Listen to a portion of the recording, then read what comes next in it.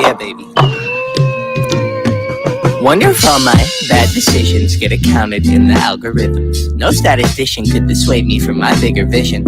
I know my occupation's quite an unlikely place in this world to occupy and talk about upon a daily basis. Our information's predetermined by some biased business. We all in sermon to silicon that push our lovely neighbor home with paper chase and think I'm on the bigger banquets. This that full circle, new wave, energy on a Tuesday. Turn a blue day to a bright hue, yellow with a smooth A in hair. Extra fruit, the brand. You can't move me. The music is man. It's a con job, but it's grand. I'm blessed with a great hand amongst many that stank. And yeah, it took some hard work, but blind luck play a huge role. If they say that it don't, then they feeding you fool's gold. And if I know one thing, the truth's home. Even if it's a tough thing to swallow, an even harder thing to hold and truly know without a doubt while on the globe. And even though that seems inherent, it ain't always so apparent. Dangle carrot, you ain't always gonna get it. But don't worry, it's in February, in a year with more to carry, and more days is yet to come under the sun, taking the ferry to the city, where the moment's extra pretty, like the people, like the idea that I keep inside my brain that isn't equal to the real world. All that stress ain't saving me fear though. I swear to God I'm trying. Look, they pushing their demons down my esophagus, screaming the easy life, what I want always. Praise made up holidays, tell me that love is the answer just to boost this economy. Buy more, sell now, but I ain't following. I ain't a hollow man, I'm full of them fall winds. Take it all with a tall grin, and if you feel it, do it with me, and just sing what the song says. Take it all for what it is. It ain't all so big. So big, so big, so big.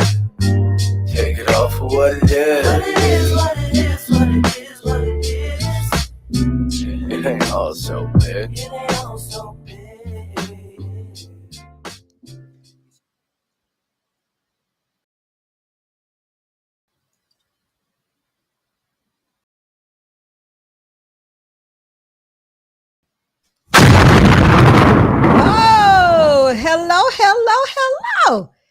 Hello, everyone. I'm Security Boss, and this is Unsolicited. And guess what, guys? It's Monday night, and I am so glad to be here, of course. And I'm so glad that you all are here with me. Y'all, you know what? I really miss my intro. You know, for a while we had to do I Choose You, so I really miss hearing it. So, do y'all like my song? I know y'all do. I love that song. Just take it all for what it is. I like that. I missed it, but it's back shortly. But anyway, hello, everybody. How y'all doing? Thank you so much for being here. It is Monday night, and y'all know what we got on Monday night. I got my co-host with me. I'm going to welcome him up, and then I'm going to say some hellos, and I'm going to give y'all a little bit of the announcements because y'all know how we do. Oh, Black Man is taking. Oh, hold on. We're going to continue. Oh, there we go. Hey, Black Man. Hey, what's going on, Sugarfoot? Nothing. How you doing? Man, you know, always sunshine, partly cloudy. How about yourself? Listen, I'm with you. I am with you. I like that Suge thing. You know I do. I just every time I hear it, I laugh. But you know what? We got a lot to catch up on because I have not spoken, I should say have conversation with you since KS passed away. I don't think you and I had conversation at all. It's been like whoop or a blur, and everybody's going and moving and things are happening. So we definitely gonna update each other on that. But I want to say hello to my good people. Big Bad Bull, Stephen Day, M. Mills. Hey, y'all. How y'all doing? I saw some other people. I think I saw Mr. C. If I didn't, forgive me. I made you be here. There you go. I think I saw you. Hey, how are you? Black Man, I see you here, huh? You know. Bro, man, how you doing? Eugene Steele, good to see you. Listen, these are the family faves. They being here from the beginning. I appreciate this. So, M. Mills, Elena, hello. How y'all doing tonight? The Most High, it's good to see you. Yes, listen, it is so good to see you all, and we're going to talk to you all a little bit later. We're going to continue to speak to you as you come in. We appreciate you being here.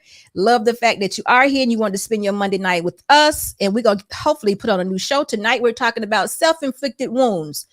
Do we ever heal? Now, listen, I want y'all to think about this because I want to know what that means to you all, and we're going to get into it also. But I really do want to know what that means for you all. Powerful Pound, how you doing? Yo, I like that. So I got to make an announcement already before we even get started, y'all. I'm high, my allergies. Okay. But those I'm sniffling. Y'all, I might get a little sneezing fast. If I do, y'all just bless me one time from the beginning and I'll accept that and I'll keep going. Thank y'all for that. T-Shaw. So just keep that in mind. If I just start sneezing, be like, oh, she'll go be all right. But this may be a series of sneezes, not just one. So anyway, it's already, I don't know. Whew, I don't know where I'm at, y'all. It's nice outside, but it's a lot of pollen. I feel like I'm just eating it. I feel like I eat it. So I want to tell you this though. The gear is here. Go to the globe top, go to my channel, go to the globe top right-hand corner. You get 15% off right now. So go choose something. You know what, SB Nation on your chest. You know how we do it over here. Subscribe to the positive. So again, when you're coming into the live, make sure you're giving us a thumbs up. If you have not subscribed to Security Boss Unsolicited, that would be me. And also Black Man Unfiltered, that would be my co-host for tonight. Make sure you're subscribing to the channel. Now, I got to tell y'all something that's very good and dear to me. And it's all because of you all that this is happening. But I'm about 70 shy of 3,000 subscribers. So I need for you all to go. Dearly beloved, if you have not yet subscribed to my channel, I need y'all to go click that subscribe button, put that notification bell on so you can get these lives and y'all can come here to SB Nation and have fun with us. I need y'all to do that. All right. So I think my numbers, I know my numbers are right. I think about 70 away from that. So please take a moment to do that. And also, if you have not shared Security Boss with someone else, don't be keeping me a secret, y'all. We got Black men over here. Don't be keeping him a secret. Y'all go share this stuff every time. Listen, I'm always getting, I appreciate y'all comments. Oh God, I can't even tell y'all how much I appreciate y'all comments, but I'm always getting these comments. You know what? You should have way more subscribers than you do. Listen, because y'all keeping me a secret. Y'all trying to keep me stuffed away like a stepchild. I'm not a stepchild. Y'all have totally adopted me. We all begin to look alike now. So come on, share me with your other family members and get me there. Get us there. I'll appreciate it so much.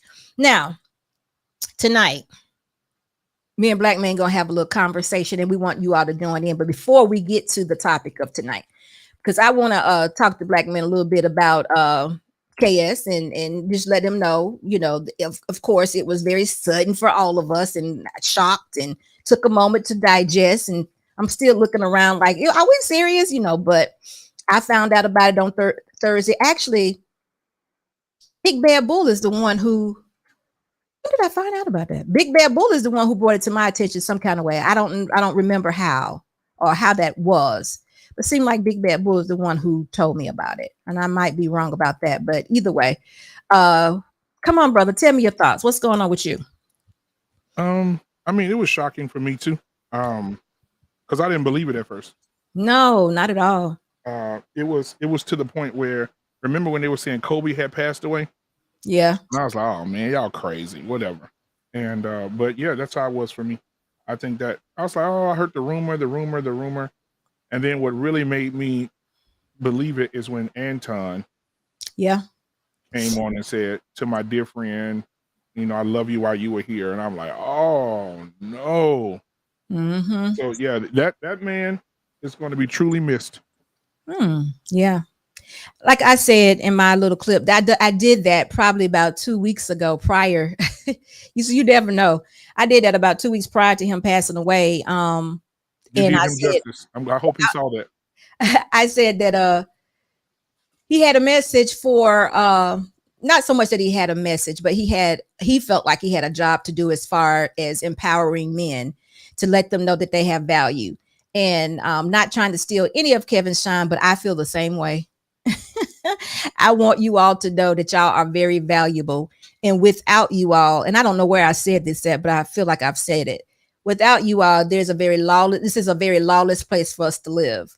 So when people are talking about no more brown babies and you all being incarcerated and things like that, to me, that is a scary place to be because we need you all. We need the protection. We need your logical thinking processes. We need all that for Black men. And I can't imagine why some women cannot see that. So we got a job to do. We got to show these women and men how valuable you all are. And I'm just not going to leave that to, well, I'm going to say black men because you all are the ones that may not know. The other men are valuable also, but we need to make sure that you all know that how valuable you are. Because I just don't think it's been walked out or carried out this way in the past. I don't know if there is enough examples, but I'm here to tell you that you all are. Now, whatever we got to do, whatever I need to do for any black man or black man yourself, to make sure that you understand that you got to walk this out and how it looks. Now, I can't tell you how it looks for you, but I need to know that you feel this way, and I don't know how to do that. I don't know how to do that, but you have to tell, if you got to make your own little mantra every day, I'm the man. I need you to do that because you need to understand your role. You need to understand this is what I need to do. You need to understand that you have a purpose in life that is so much bigger than just being black man, that it may come a time that you got something you need to do mentally, spiritually, and you need to be prepared for it. We don't need to have some honoring woman take you off your square because you were not prepared that day. You understand what I'm saying? Exactly. So we need to make sure that all men, black men included, understand that. And I'm just saying we got to that message from Kevin Samuels, we do need to make sure that lives on, because we need to make sure y'all know that y'all are empowered to do so. I cannot stand to see a black man in despair, like he has nothing to live for. That is very devastating to see. Head down, like nobody want me, woe is me. And I'm thinking, wow, what is going on, brother? What is it? So we got to make sure that we let them know there is a God the Father, and there are answers to what it is that you need to know. You're not just here for any reason. You have value, and we have to continue to let you instill that. Make sure you understand that you good. And I don't know how to do it. Now let me say this: putting women down is not. I don't think that's the answer. Arguing with them. Going back and forth with them. That's not the answer. That's not the answer I'm looking for, because y'all can be men and be valuable and not have to even say a word to them. And, actually, I would prefer y'all be dismissive towards them. Very dismissive, because I've been seeing and hearing some crazy stuff. Mm-hmm. You know what I mean by that? Yes, I was getting ready to talk to you for just a brief moment, and we got disconnected. And in that conversation, the last thing I think I said to you is like, brother, you don't have to pay attention to that. Make sure you elevate yourself. Was that the last thing I said to you? I'm still there. I am still there. I got to have you elevate yourself, and men alike. We can't even, because some of the things I'm hearing and seeing, even towards me, like, man, it's crazy. This is wild. So I just say to myself, well, you know what? You just lost, and it's okay. You got to, I hate to say it, but we got to pray for them, hope that they find their way, but not everybody will. So I'm definitely showing you some appreciation. All the other black men that I know. I saw BOLO here, our Army vet. I haven't met you before, but to you also, Shy. I hope I'm saying that right. Hello to you. So I'm just, I just got to let y'all know. Natasha Vincent, some young man today was working in my building, my office building, and Lord, no, they was out of breath, y'all. You should have seen them. They was working hard. So, and it's almost like they didn't know. They were just in the mood. So I said, hey, y'all, slow down for a minute. Just breathe. Just breathe. And they were like, huh? I said, just breathe. You got to pace yourself. You got to get done with the job. So pace yourself. You know what they told me? They said, a woman that care? I said, damn. I was like, okay. I said, yeah. Would you like to have some water? They was like, no, it's just the fact that you said something to us. It was like they were in like robots. They was just breathing hard, just, Fifi. And it was another face I saw here, not face, but another name here. What was it? La Feminine. Hello. Listen, I'm so glad you guys are here. Thank you for being here. You are new to the channel. Listen, it's all love. Welcome to SB Nation. And I thank you guys for being here. Anytime you want to chime in with your comments, please do. At the end of the show, we are definitely going to drop the link, and you are welcome to come up and share whatever your takeaway was from the show, or whatever you want to add. You're welcome here. But black men, they did say that. They said, a woman that care. I was like, well, y'all look like y'all was about to fall out. I'm just letting you know you need to slow down and pace yourself. And it was so funny that they said that, but it wasn't new. You know, it was nothing. I think that. Hey, I think that men, they're looked at as robots. So what you saw is what the world says we have to be. There's no time to relax. If a man, you know, I remember hearing my uncle say that if I sat on the couch and relaxed, had a beer and watched TV, I'm considered a lazy man after a long day's work. Wow. And so now, wait a minute.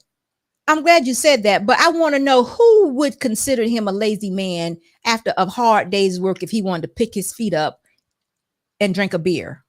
Who would do that? Well, the history, I was raised in the South. So a man has to be working 24/7. I remember, because I don't work out in the field. I'm behind a computer. I work with finances all day and loans and things of that nature. And I remember an uncle telling me that I wasn't worthy because I worked behind the desk. You have to be working with your hands. You have to be out breaking your back, or a woman won't respect you. That is so far from being the truth. And I grew up thinking that, and sometimes today I have a little PTSD with that, because the women were told to look for that and the men were told to be that. And so in the South, a woman will look at you as being a weak man. Like, even when it comes to relaxing, men shouldn't relax. When you get home from work, you should find something else to do. Do something around the house. Go fix the toilet. Go fix this. Go fix that. Go mow the yard. You don't relax. Don't sit down. Work. And that's why when it comes to black men, we're 3 times as likely to delete ourselves or to pass away from any type of underlying issue, because men don't take the time to go to the doctor. Men don't take the time to do anything for themselves. Everything is for wife, kids, community, and so on and so forth. And so, yes, we are robots. So what you saw today is probably normal for them. I could gather that it was, because that's what they said. But I was like, no, I need you to breathe. Yep. I need you to slow down. Just take a minute. Do you need some water? And they was like, what? A woman who cares? And I was like, yeah, we care. We need y'all. I mean, that was my thought. It was no big deal. I just noticed that they were breathing hard and they were like about done, you know, and all I saw was smiles, you know, all I saw was smiles. Hey, Sir Hill, how are you? Sir Hill speaks. That's my brother. All I saw from was smiles, to the fact that I acknowledged them. But I too was born in the South, and I can remember my granddaddy, you know, out there tilling in the garden and all that stuff, doing his thing. But I never saw that, because I'm a woman. I wouldn't see that. And even for my husband, being a business owner, he still got to take a break. You know, now he does what he wants to do, but if he's out there mowing the grass, I'm usually out there with him. You know, if I don't listen, ladies, when you have a man that is good, you got to treat him that way. When you meet a man that is good, you have to acknowledge that he's good. Men, when you see a woman that's being a lady and she's willing to be that woman, acknowledge that she's that woman. Do not bring those traumas. Like you just said, you're in the South and you wouldn't expect it to take a break. That's something that happened then. If you can recognize, well, you married, I ain't good talking to you, but with men, if you recognize that a woman is willing and shows you the grace that you need as a man, recognize it. Just don't put us all in a box and say, oh, because we're black, we don't get it.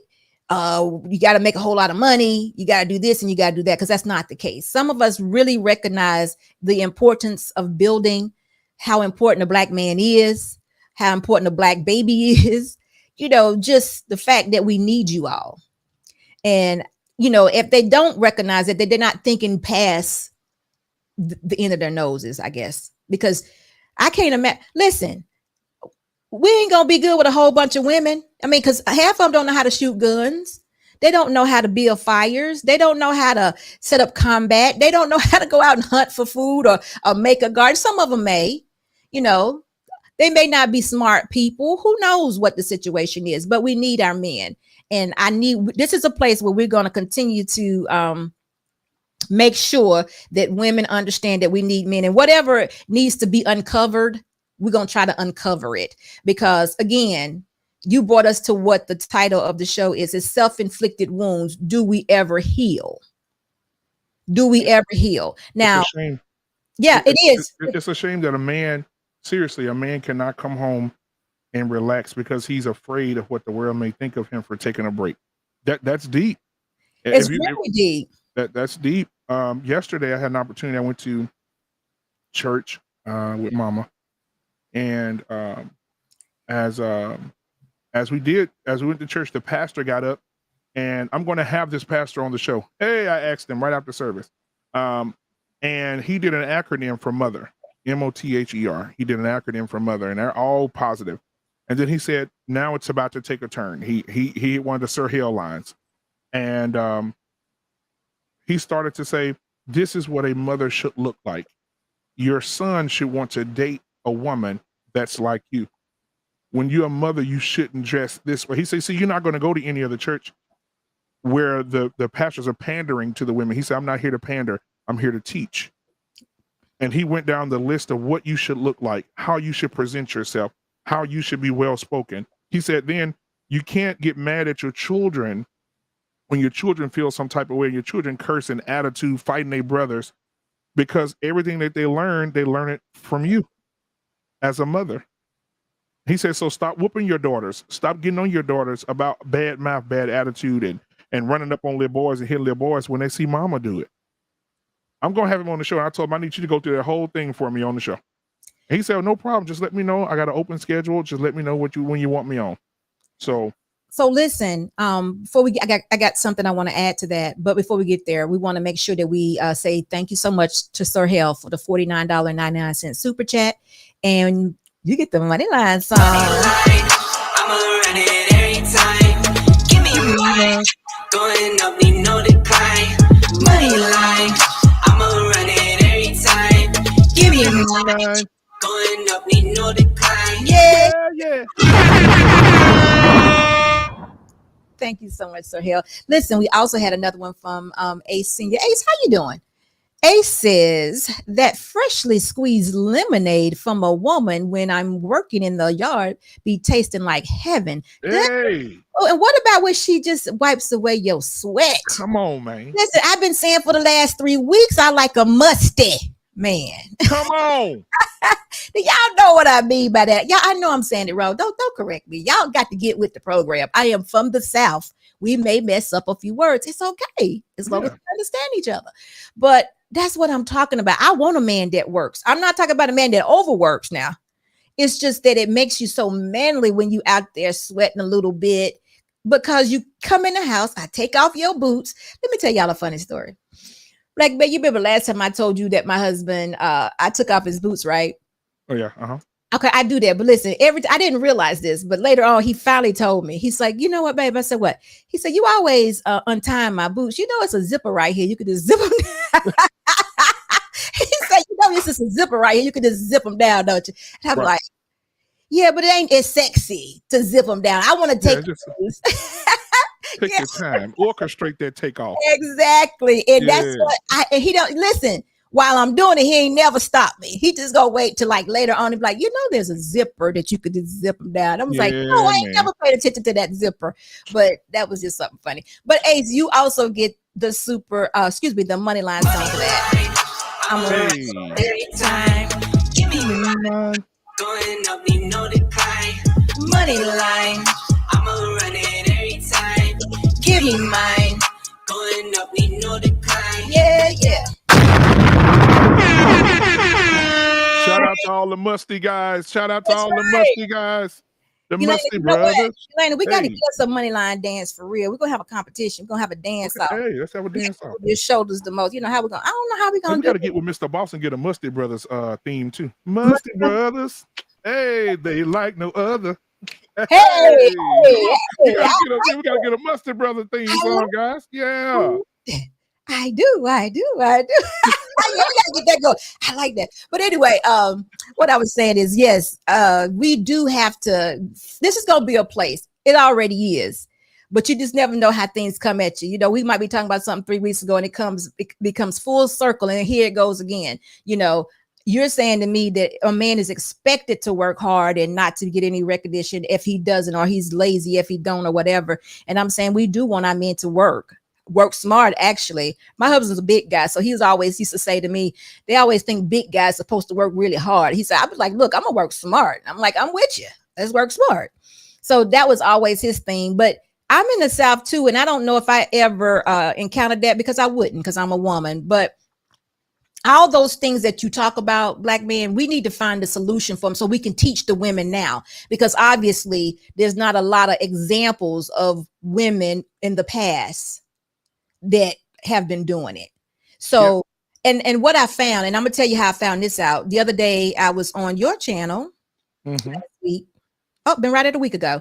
And there was a conversation that kind of propped up about femininity. And I want to apologize to you. I'm going to apologize right now. I'm going to tell you why I'm apologizing. Because I was cutting you off a couple of times, but let me tell you, it was planned. I cut you off a couple of times because I knew and I felt in my spirit that conversation was getting ready to go somewhere way out.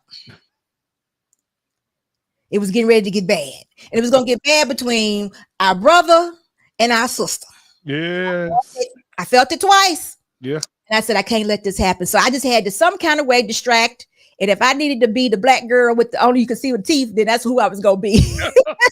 I've been wanting to tell you it was all intentional, because every time you got ready to say, I said, wait a minute, black man, let me just ask this question. And I'm like, then the second time I was like, oh, wait a minute, black man, let me say something else, because I said, I feel like I ain't gonna be able to get this one in, because I just it was a lot of moments in that show. It wasn't gonna be good. I know it wasn't gonna be good. The head shake, the hair, the it was funny, boy. I think I was like, boy, when they start with, I ain't gonna talk about it. But anyway, I just wanted to apologize to you, because you know I don't usually cut people off. I mean, you and I bounce off each other. It's all good. I don't even care. But I kept cutting you off. I knew I did at least 3 times, because I was like, black man, can I ask this question first? I was just like, when is he gonna catch on? Man, I was over here. I had to turn my camera off a few times. I was out of there. I was like, this show, oh no. But it happens. And I just said, listen, and then I ain't gonna talk about it no more. Jenny, how are you? Listen, I ain't gonna talk about it anymore. But BCDC 123, I don't know if I spoke to you, but I'm glad to see you here. Listen, I cut you off.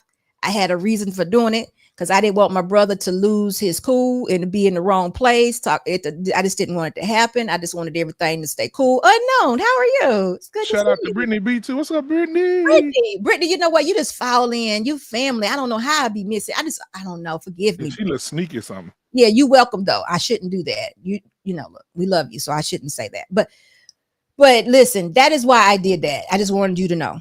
Absolutely. You know, I don't mind.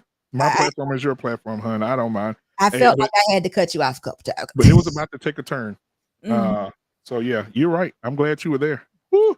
That's why I reached out to you first. When I first got the show together, I said, Lord, I'm gonna do this colorism show. You didn't tell me you was gonna be there though. You set me up a little bit. Wait, did you ask me? I should have. I don't know. I don't know if you. I'm gonna have to start asking questions, buddy. I love everybody, but I'm gonna have to start asking questions, because I'm like, I ain't ready for this. I am not ready right now. Lord help me, I ain't ready. I'm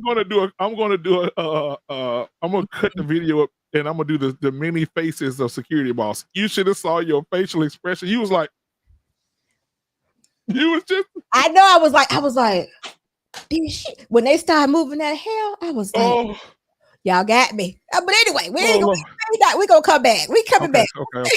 I'm just telling you. When I learned a lot, because I didn't mean to, but I went to the femininity thing, and what I learned, and Tawana, this is, if you're watching this, takes nothing away from you, but what I did learn is that not maybe all women have seen actual femininity played out. So exactly how we say sometimes men don't have an example of leaders and head of the household, you know, they did, it might have been there, or they may have not.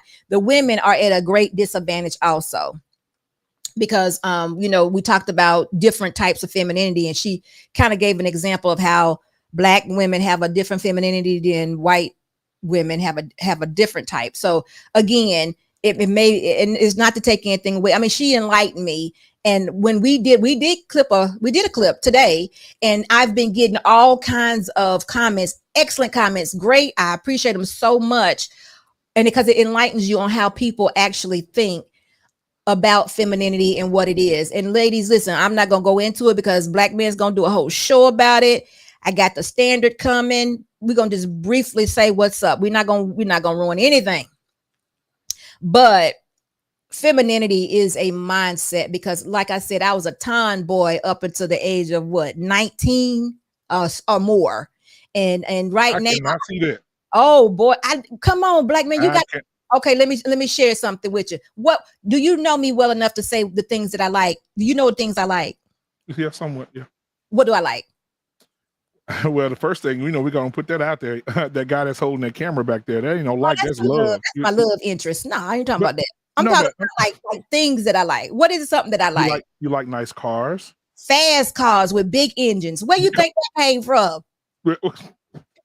I love fast cars. The louder, the better. I mean, I love that kind of stuff. Yeah. Listen, sports, running track, playing softball. This was my life. I love that. I love men stuff. So that's why Mr. Boss ain't going nowhere. Mr. Boss. I told y'all the other night, I love football. Oh.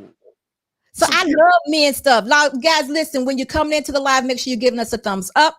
I love football. I love men's stuff. Always have. Wow. I'm telling you, I didn't decide to 19 that I'm going to do makeup. I just to, make me embrace that part of me. I'm serious. And even now, I don't even get my nails done just in the summertime, where you see some nail polish on my toes, and that's because they're out. So, and then my job that I do, I'm security boss. So I have a masculine side to me, but I'm a very feminine woman. And that's what I want women to understand.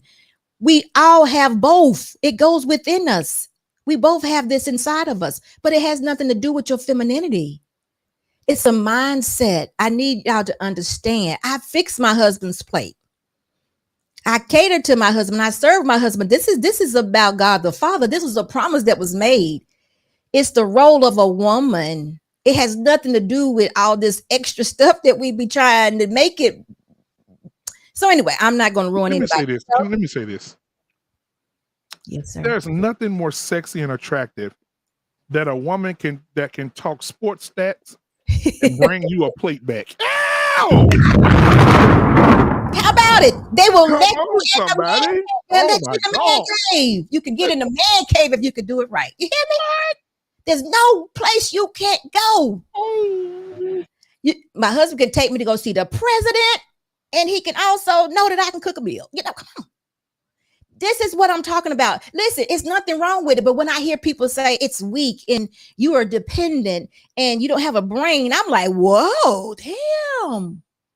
When did all that happen? Yeah, it happened. It took a turn. So listen, Gregory Scotland says it's rather disturbing with these different definitions of femininity. This is why I really want Crimson Cure and you, security boss, to do a collaboration. Boy, that would be I'll be there. Listen, I'm with her. I just haven't reached out to do it because y'all know I've been doing. I'm open to all of that. You are so right. Because I didn't know what was going on either. So I was quite surprised. Black man was there. Black man, what I say? Oh, we got two types. Oh, two types. You didn't? Yeah. I'm not gonna fight somebody's understanding because she was real. She was real, coming from a real, genuine place, and I understood it. After she said it, I understood it. And Jenny just said something too. For more generational breakdown of women, she just said a woman that's a gamer too. Ain't nothing. Yeah. A lot of men come home and want to relax and play the game. Can you imagine your girl coming in, your wife coming in, sitting beside you? Hey, what the other controller? And she can play just like you. No, well, she can't beat you though. She can't beat you. She can't. Come on, man. Oh, Jenny. No, Jenny, that's what I'm talking about. But see, that's how we get it all mixed up because we want to talk about all the externals. A woman can be a woman, y'all, but she needs to also be a lady. Yeah, Jenny shocked me one day. Me and Jenny had a conversation, and she was telling me. She was naming all the games off and what level she went on, how she felt. I said, no, what? Black man. I'm telling you, don't talk about no engines and no tires and no rims for a car. Whatever. I'm like, come on, baby, let's pick something out. I mean, that is my thing. And look at these women in the chat. Look at these women in the chat. They talk Yes. about they play the game and This is y'all what I'm gonna be some talking good about. wives. Listen, Black man, I wanted the car with the biggest engine ever, a Hellcat. I love it. The thing, oh God, it whines like no other. I mean, I'm just telling, this excites me. This stuff excites me. I see it right now. So I'm just saying, but it has nothing to do with my femininity. I still respect and value my man. And when he's around and he's opening that door, I'm walking through and I got my heels on and my dress. Dearly beloved. But it doesn't stop with the heels in the dress and the hairdo. It's my spirit. It's the way that I welcome him and show him value. It's being feminine. It's the way that I'm received in the world. It's me being happy. It's me showing God's love to each and everybody. It's just so cool. I just don't see how we get it all mixed up. Yeah, a man will take a woman with a Ninja Turtle ball cap on, a Selena t-shirt and some hammer pants with some Moses slippers if she can act like she's a beautiful, feminine, understanding woman. He don't care about all that other stuff. Absolutely. And it happens. He don't care about all that. No, that's why men keep saying, no, I would like to have a natural woman. So I'm saying, okay, but I get it though. I get it. Because if there are no examples and you have women who've had to be everything in the household, when you know how we had a show on Sir Hill not long ago, it's been a long time now, but you know, these YouTube days go by so quick. Yeah, but Sir Hill's show, we did on Sir Hill's platform, we did a show where women talked about, or it was a question, do women lose themselves in marriage? And I said no then, and I'm saying no now. Women lose themselves when they have to be everything. When there's no man around is when women lose themselves. They don't lose themselves in a marriage. They become a new creature, a new person, and they adapt to their husbands. But when there's no man around, that's when we lose ourselves. When we got to empty the trash, make the money, build the fire, get the food, discipline the kids all alone. That's when we lose ourselves. That's when we no longer can be feminine. That's when we got to be, like they always stay strong. Strong to do what? Guess what? I don't want that for my life. And I hate that they feel like they need to have their life that way, because they don't. I want to share with you ladies that it's not supposed to be that way. It's not. You deserve somebody to love you and help you out. The balance is there. It's there. We got to make sure you understand it's there for you too, so you can relax. You know, but right now, I just saw somebody put it in the chat. Nah, I'm gonna go ahead and say it. They said it already. There's this lady, I think she's Vietnamese or something like that, maybe Vietnamese or something else.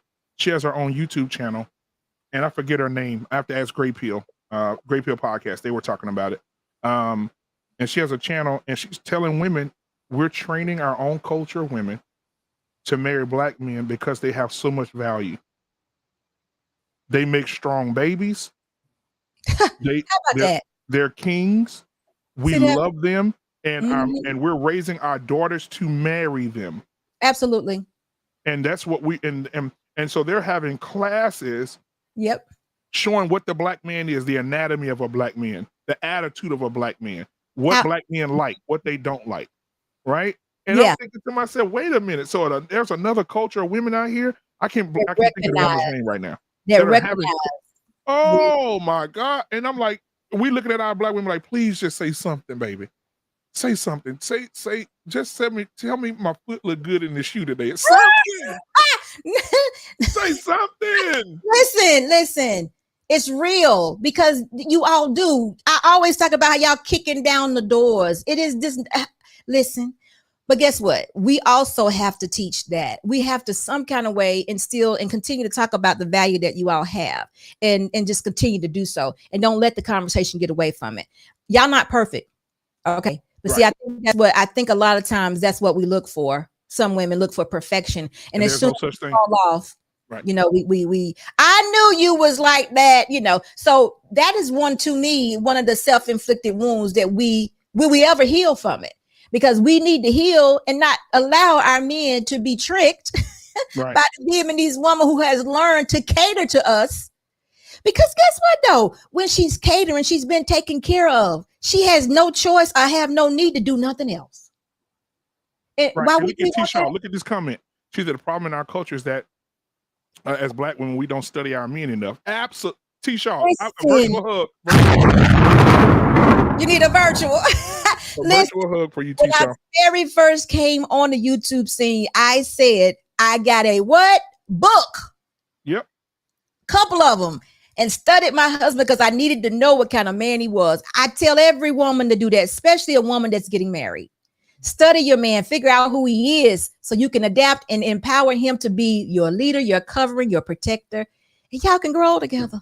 And you know what? I'm gonna say this and I'm gonna jump off of it. One of the things that she said that made me sit back in the chair and go, Lord have mercy. She said, Black men, first of all, I want to start by apologizing to you. You've been told a lie that the women in your culture respect you. They don't. They have no respect for you. And she said, we're here. We're ready to marry. We know what it takes to raise your children. We know what it takes to take care of you. And she said, we know how to scratch your money, even though you may make a lot. We'll take the smallest of what you make and make greater out of that. They show Listen, they'll go into Walmart and buy all the umbrellas. Come on. And they'll go to the flea market and they will sell all them umbrellas for $2 more than they bought them from Walmart for. Come you think on. I don't know?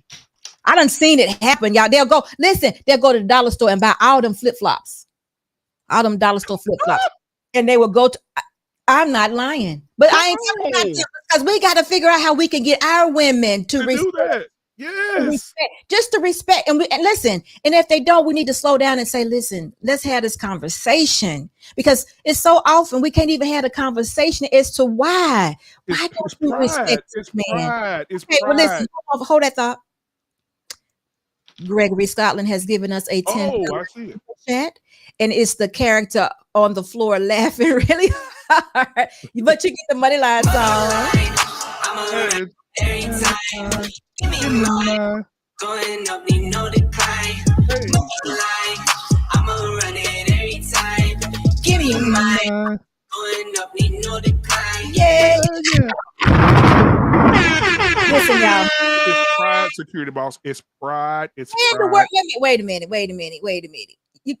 Okay, we're talking about self-inflicted wounds. Excuse me. Do we ever heal? You're gonna have to bring me to the pride, because there is no pride, or there shouldn't be any pride or any ego or in any way associated with having to do everything by yourself. It's and having kids. Wait a minute, and having kids and having to do it all alone. That is not. You help me out with it. Then you help me. It's three things. Okay. Pride, ego, and fear. Dearly beloved. The reason that you have the pride is because you don't want everybody that raised you in a prideful way to look down on you because you have become a feminine woman. The ego of it is. I got you now. Okay. The ego of it is I can do everything on my own. I don't need you. I can do everything without you. I just have you here for pleasure only. So I have an ego about that. The third thing is fear. Fear and pride, they're cousins. Because what happens if your mama raised you to be this big independent woman, go to school, get your own money, have your own account, do this, do that, do everything I taught you, and then you take your man home and you're married. Now, mama, this is my husband. And your mama, you see your mama see you fixing a plate, your auntie see you fixing a plate and catering to your man and loving on your man, doing the very thing they taught you not to do. And then you lose family members. I don't want to lose mama. So I don't want to take my man around mama. I don't want to be like that around my homegirls, because my homegirls have also said, we grew up that way. I grew up with my homegirls. We've been friends for 15, 16 years. I can't let them see me catering to no man. Oh, no.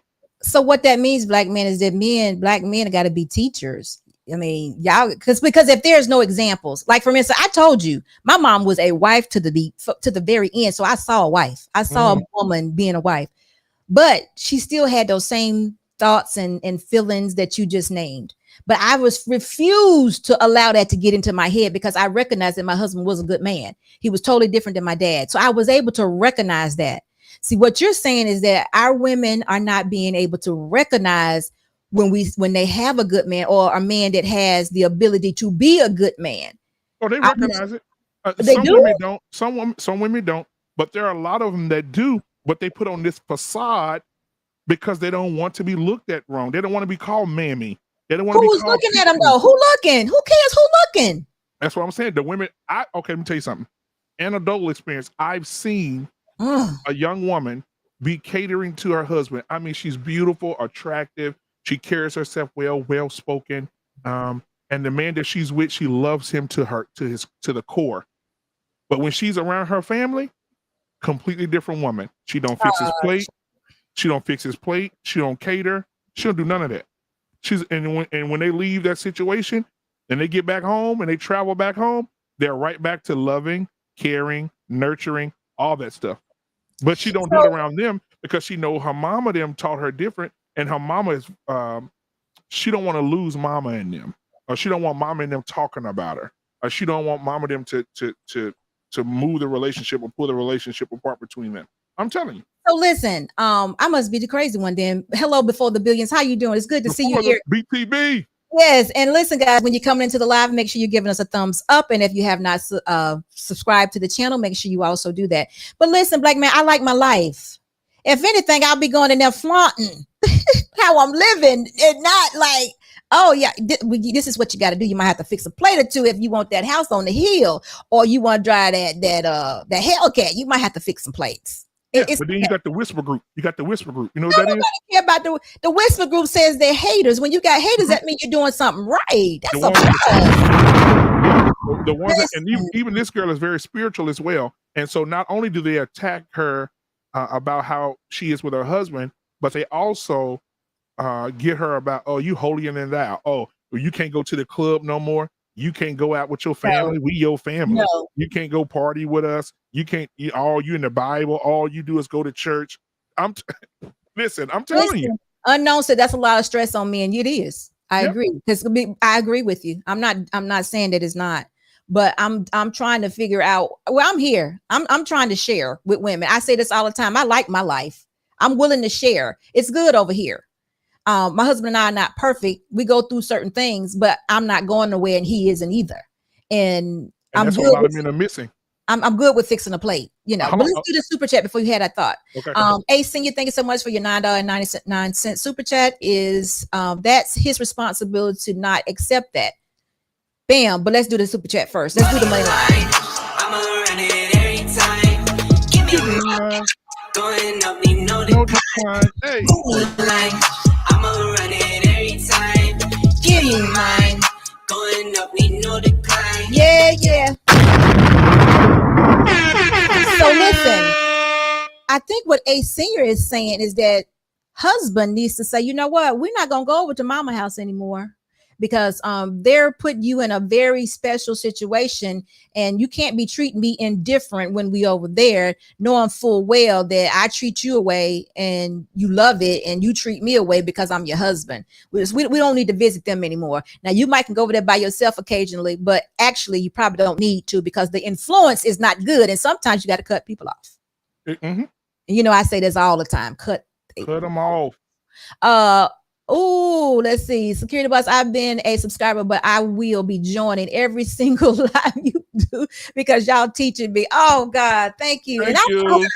I don't know if I'm saying that right, but is it Shay? Yeah, she did it in 3 different ways, like Tony. Yeah. Yeah. But listen, ladies, it's okay. Men are not our enemy. Men are not our enemy. And if you feel like they offer any reason, that is not the right one. It's okay to back out of the situation. It's okay to go to the left. I'm talking about just in dating. If you feel as though a man is your enemy, a black man is your enemy, he is not the one that you should be giving your time to. Oh my God. What? Brother Boss, can you go back up to Brittany B's comment, please? I just called. She said, I was just called weak this weekend because of my beliefs. And we know the turn that Brittany B's made. Baby, Brittany, let me tell you something, baby. You're on a whole nother level. You're going to be a great wife. You're going to be a great mother. You're going to be a great woman. You're a great woman of God already. You keep your head on. Whoever said that you were weak, they ass weak. You know, and so I would love to hear more about that, but I'm not going to get into it. You know, I start cussing. Because that's the kind of stuff that angers me when a good woman gets beat down like that. I don't like that. Well, listen, I've never felt beat down, but I'm talking with Brittany. Brittany, we love you and we see your transition, and we know it's not easy because you've come in from a place and you're going somewhere else. Come on. But you got to stay elevated. Listen, y'all, elevated is my word. If somebody can't be, let me tell you something. Dearly beloved, I have said to black men in these YouTube spaces so many times that there's something going on where I can't be me and we be friends. But if there has to be if I have to choose one, it's going to be me, because I don't need the friends. Because I notice that in order to be somebody's friends, you got to think and do just like them. And I just can't do it. I can't do it. I have to be the one to throw the rock in the middle and be like, but wait a minute, was that right? Or why'd you do that? Mm-hmm. So, ladies, if you got to let your single friends go, or if you have to check out for mom and them for a while so you can get your own belief system and become your own woman, it's okay to do it. It don't mean you don't love them. It just means that the message that you're receiving or the influence that you're getting from them is not the one that you want to carry out through your life, especially if your mama's single and alone. Right. Especially if you're, come on, y'all. Half of them, that's what I'm saying. Oh, Lord, hold my mute while I shout. This is what I'm saying.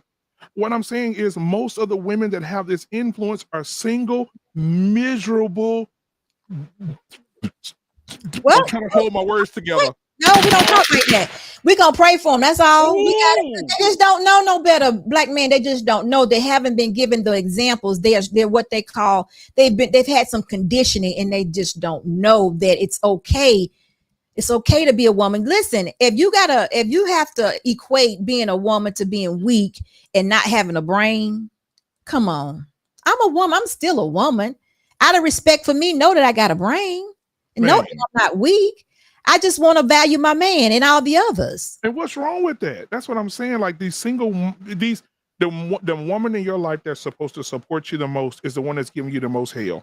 And I can't believe some of these mamas. I've heard them. I can't believe some of these mamas out here that's been married 2-3 different times, then slept with Billy, Jacob, Paul, and Mr. Amsterdam, and ain't never got married, got kids all over the place. And then you're going to have a nerve to tell your daughter, don't cater to no man. Don't be with that man like that. Don't give him all your all. That's the byproduct. There's something going on there's nothing wrong with being with a man and catering to you. Everybody knows that. So if for whatever reason you don't know that, or not don't know it, if it's some reason you don't want that or you don't feel that way, there is something that hasn't been healed in you. We're talking about self-inflicted, because you just named a whole bunch of things that a person has done. I had husband number 1. It didn't work out. So now I'm scarred. Husband number 2. It didn't work out. So now I'm broken. Now I got man number 3. He won't marry me at all. So hell, I'm in trauma now. So I haven't taken the time to heal myself from this. I haven't given an account for all of it. So my mindset has not changed. So until my mindset can change, then I'm in that spot. Then we just need to speak to these women. We need to speak to women. There needs to be somebody that is willing to speak and have those tough conversations. But the problem is they tend to like to argue and talk very loud and a lot. Now, if I'm talking a lot right now, y'all forgive me, but they tend to talk more and never want to stop. And you know why they do that? You know why they do that? No. They're public defenders. Okay. That's what I call them in court. They're public defenders. They want to speak up for everybody. But they have no basis of what they're saying. And I want to say this, because I say this a lot, ladies and gentlemen. I want to go ahead and put this out for the court. Everybody get your pen and paper ready. This is for you tonight to share with your toxic friends. Some women out here today, they like being broken because they like the attention that it gets them. I don't know nothing about that. That's a whole different. Okay, that's do we ever heal? But black men, that brings us to another place. Don't forget that. Okay, I need you to say that, because that's going to transition us to the other part that we're going to talk about. But we had a super chat came from Mr. Awesome, and I don't even know where it's at right now. I see it. You got it. It says, Mr. Awesome, thank you so much for your $10 super chat. It says, at Brittany B, a man's weakness is his strength. A woman's strength is in her weakness. We want to be the strong ones. So then saying that lets you know you're on the right path. Oh, I like that. That's encouraging. Hey, Mr. Awesome, let me find out you're a prophet. Mr. Awesome is a young man. He's awesome. Come on. Listen. I'ma run it every time. Give me mine. Going up, need no decline. Hey. Line. I'ma run it every time. Give me mine. Going Going up, need no decline. Yeah. Brittany B came back, security boss. She came back. What do you mean? She had another comment to respond to what she said earlier. She Whoa. said, an elder said to me, I guess you can't make a decision unless a D is in the room. This Lord have mercy. This is the truth. Mr. Boss, give me dearly beloved. This is true. Beloved. And Brittany B, Lord, just cut them off. Let's cut them off. I'm clutching we got to elevate, dear. We got to elevate. Cut them off. You can tell them you're elevating too. You can tell them why. Because if an elder can't tell you how to proceed on in life with good wisdom and advice, you don't need that elder around you. But you know what? Check the fruit. If the elder ain't yielding good fruit anyway, why? Some of these elders might be crackheads. Y'all don't know. And think about it. Somebody just said, I think it was the feminine allure. What did she say? She said, oh yeah, they're the ones usually preaching the sisterhood. You're absolutely correct. Oh, y'all don't somebody talk to y'all about code run. Y'all hear anything about code? CODE code run. Code black, code sisterhood run. Because it's okay to be an independent thinker and have your own mindset about what goes on in the world and how it affects you. It's okay. Security boss, you never made me laugh that hard. Wait a minute. Okay. You hit me too. You came too fast with that one. You said, whoa, run. Listen. This is what, okay, this brings me to the other point. The other night, on the same show, I'm over there at Black Man. Y'all, I'm going to have to start coming in early because when I go over to the Black Man, he be keeping me out too late. Because did y'all know when it get late in the night, people just tend not to know how to act? I'm just letting y'all know. Because I'm the blackest one in the room, just in case y'all haven't figured it out yet. And all y'all can hardly see is my teeth, right? So I'm up there, we talking about colorism. Here we go again, these self-inflicted wounds. Black man reads the definition of colorism, and the part that sticks out the most is that it's within our race. It's within us. We do it to ourselves. Let me read this. Sir Hale says. Sir Hale speaks. Some of the elders might be crackhead. Yeah, I did say that. You heard that, Sir Hale? You listen. Oh, Lord. You supposed to just let that fly. But I heard you the other night too, Sir Hale. You talking about here your security boss. Some of that stuff, we just got to have that black, Oh, Lord have mercy. That colorism, I don't even know. But anyway, so we over there at Black Men, and we talking about colorism. Again, what sticks out the most to me is that colorism is amongst our race. So what I heard him say is that this is what we're inflicting our own black culture to within our culture, meaning black folks are doing it to black folks just for whatever reason. So I'm the darkest one in the room. You would think I would have the most stories. And I'm sharing with you all that, y'all, I'm sorry. I hear and I agree with you all, but I'm sorry. I don't have the stories to compare. If I could get darker, I would, because I like who I am. I appreciate who I am, and I'm an independent thinker. So it's really no matter what you can say. You can call me tar baby. It's not going to alter my life. So why are we allowing this within our race? I get it. If it came from slavery ended in what, 1865? Long time ago. So I'm saying, why are we still now carrying this type of torment where it does affect some and it keeps them from growing? How do we heal from this, Black man? Well, I think that seeds were planted. Let me explain what that means. Because slavery ended in 1865, but once you plant seeds of a tree, that tree's going to grow forever. There are trees in California that's been there since 1800s, and they continue to grow. You're right, but that was racism. We're talking about colorism amongst ourselves. We free. And that's where it started. All the yellow-skinned people can stay in the house with the master and sleep in the bed at night. All the dark-skinned people go out there and sleep on the wood floors out there in the shacks. And we moved on along. We come on, but I'm saying, but why now are we still inflicting this kind of torment on each other? For what reason? And why are we allowing it to affect our lives to the point if it keeps you from doing anything? I'm not saying that it is. I don't know. But let's read this first. Hold that thought. Mr. Awesome says that's not an elder. It's just an old person. Elder is an earned title similar to man/husband, woman/wife. I don't consider an old people elder. You know what, Mr. Austin, you so smart. Man, I he a tell him prophet this all today. the time, though. I tell him that all the time. He's very smart.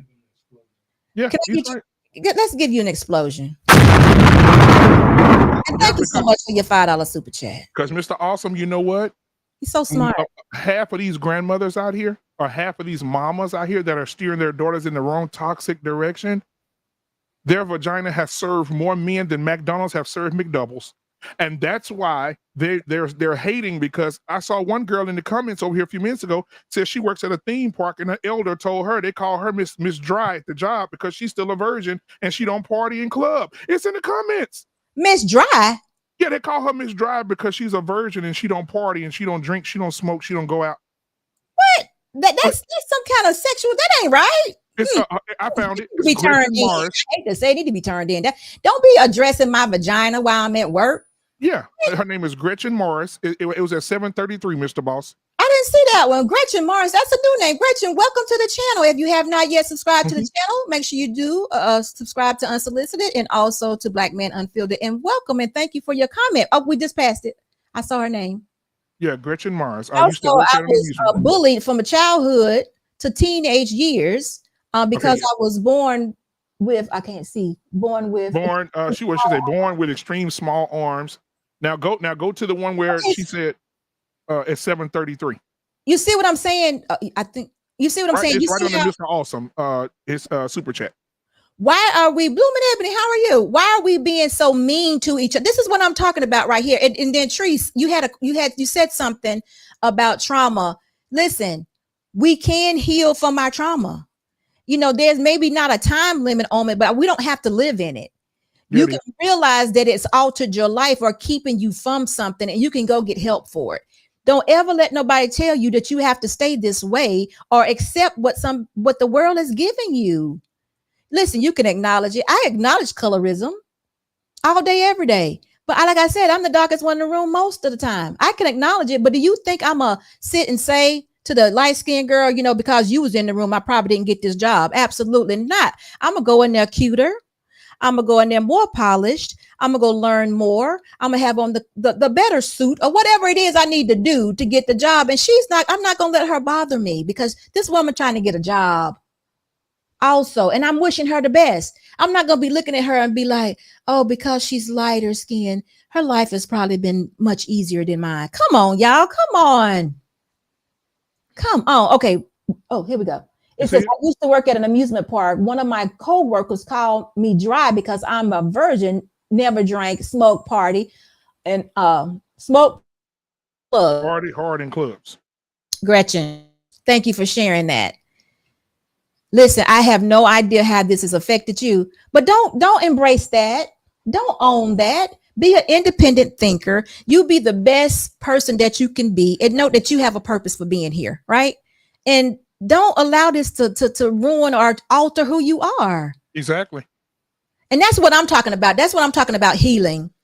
You know, that's what I'm talking. Self-inflicted wounds. Do we ever heal? Yes, you absolutely can. It's all in your mindset.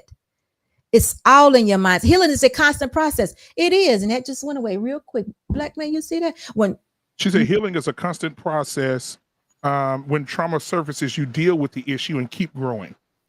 Absolutely. But it seems as though that's not what we want to do. And it's coming from our people. That's the part that gets me the most. We have enough to deal with from others, wouldn't you say? Yeah, and absolutely. And I want to say this, guys, a promotion for Security Boss here. She has a show coming up called The Standard.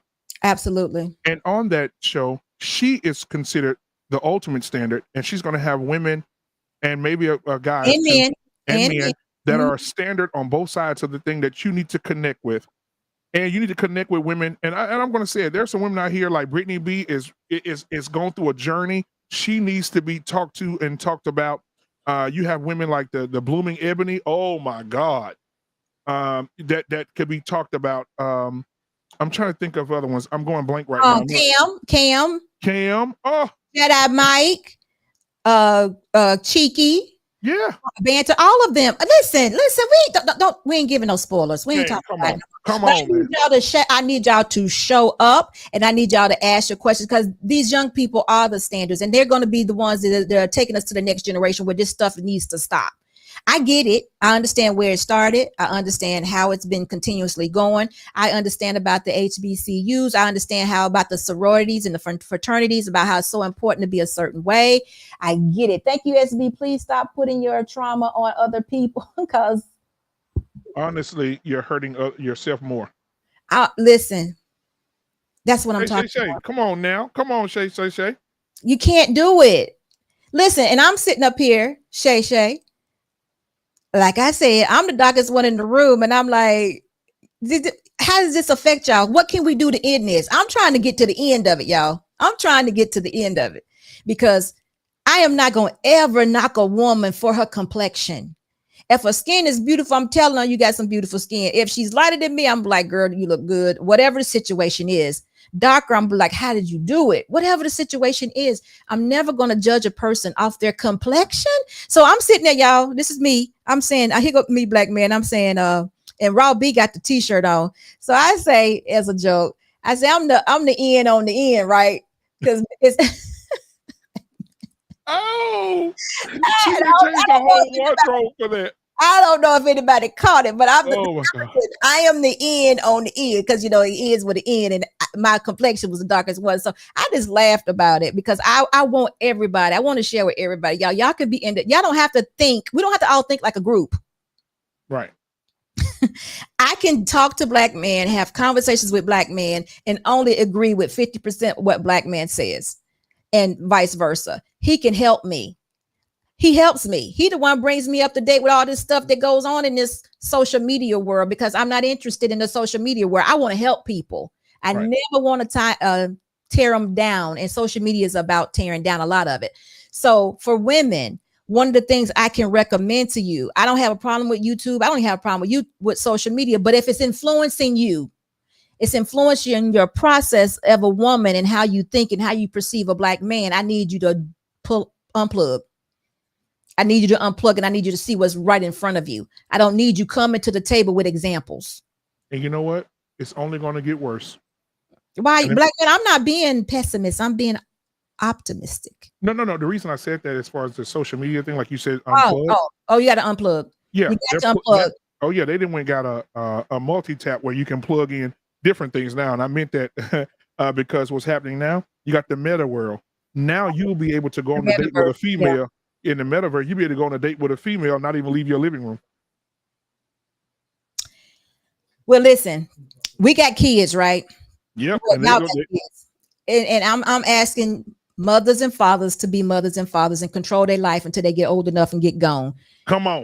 Y'all can tell them what they can and cannot do, and don't allow your kids to tap into this darn gone metaverse, because guess what? They already are mechanically behind, because they don't know how to do things with their hands, because everything is virtual.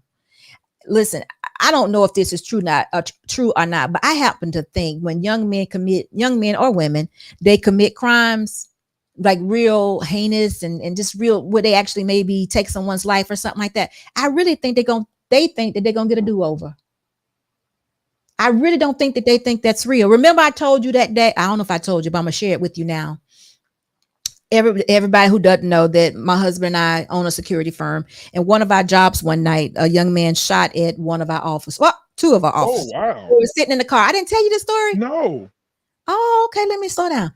My officers were sitting in a vehicle patrolling, and a group of young men, I ain't gonna call them a group. Yeah, it was a group. It was 4 young men approached the car, and one of the young men had a gun. It was a revolver, but this young man, I think, was 16 or right at 17, and he had the revolver, but they had put incorrect ammunition in the revolver. So they shot at my officers, and I promise you, it couldn't have been 12 feet away, but the young man didn't know what he was doing. So he didn't know how to shoot a gun, but he did it. And it ended up damaging the car. One went right behind one of my officers' head, hit the headrest. One lodged in the window seal, the little black part on the window seal, and one went completely out the window. So he did not kill him. He didn't shoot him, and nothing. They didn't get hurt at all. But of course, it angered my officers. And somebody shooting at you, it would, right? And they have guns too. So they chased the young man to his home. My brother. They chased him to his home, and his mother hit him in the house.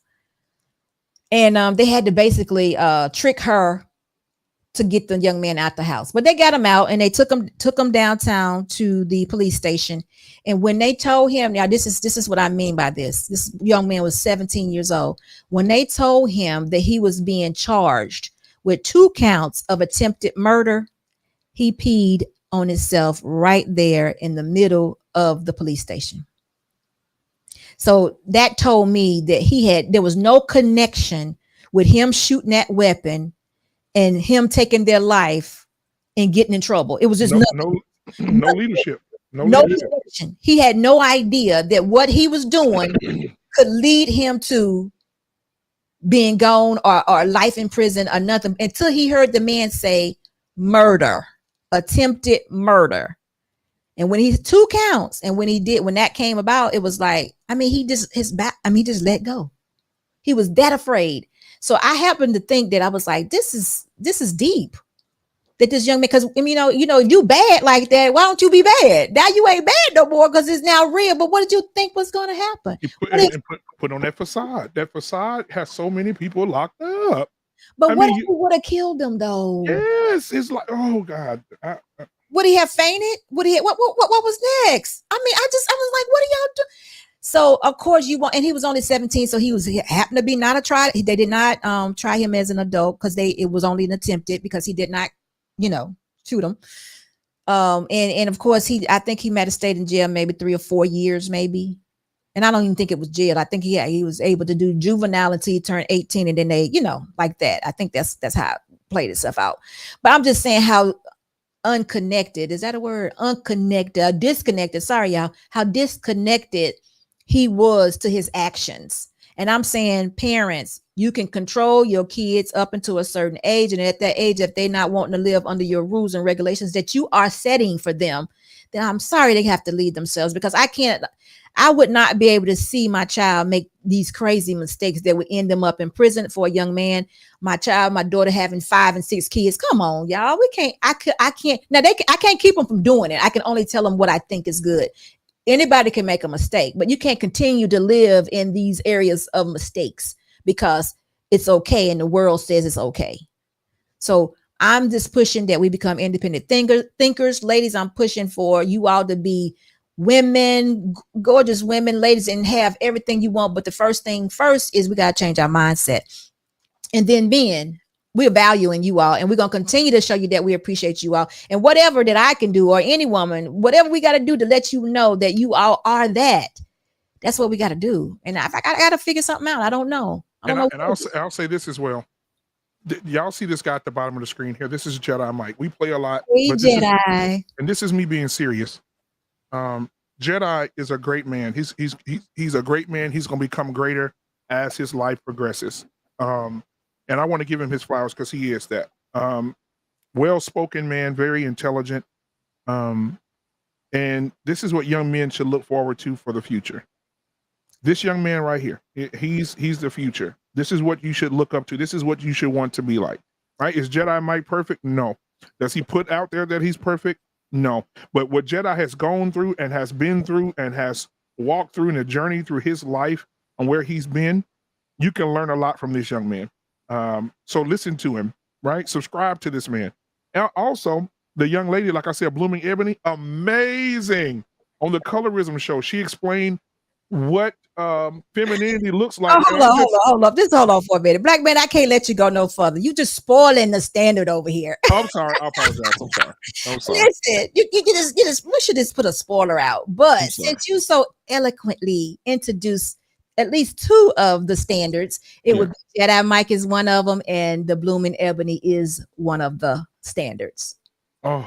So both of them will be on the show, and they will be bringing their point of view and their struggles. And we ain't gonna talk about all of it because I'm not going to tell you more. But I appreciate you for saying that. And it's so funny that you said that. And Jedi, I didn't tell him. I did.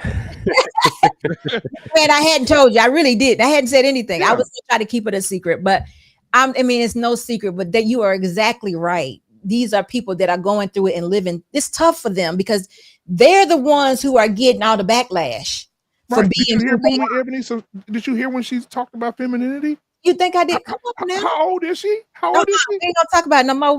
The standard starts May 22nd, Sunday. Hey, At 6 o'clock. It's coming. let's go. We got different. Listen, we're gonna be doing it for 4 weeks, so y'all gotta stay tuned for the standard. But we listen. I love it. I ain't talking no more. I love it. We're not talking about that anymore. I just want all y'all to be there. I don't want, and we're gonna listen. I'm not saying anything more right now. But Jedi, how you doing?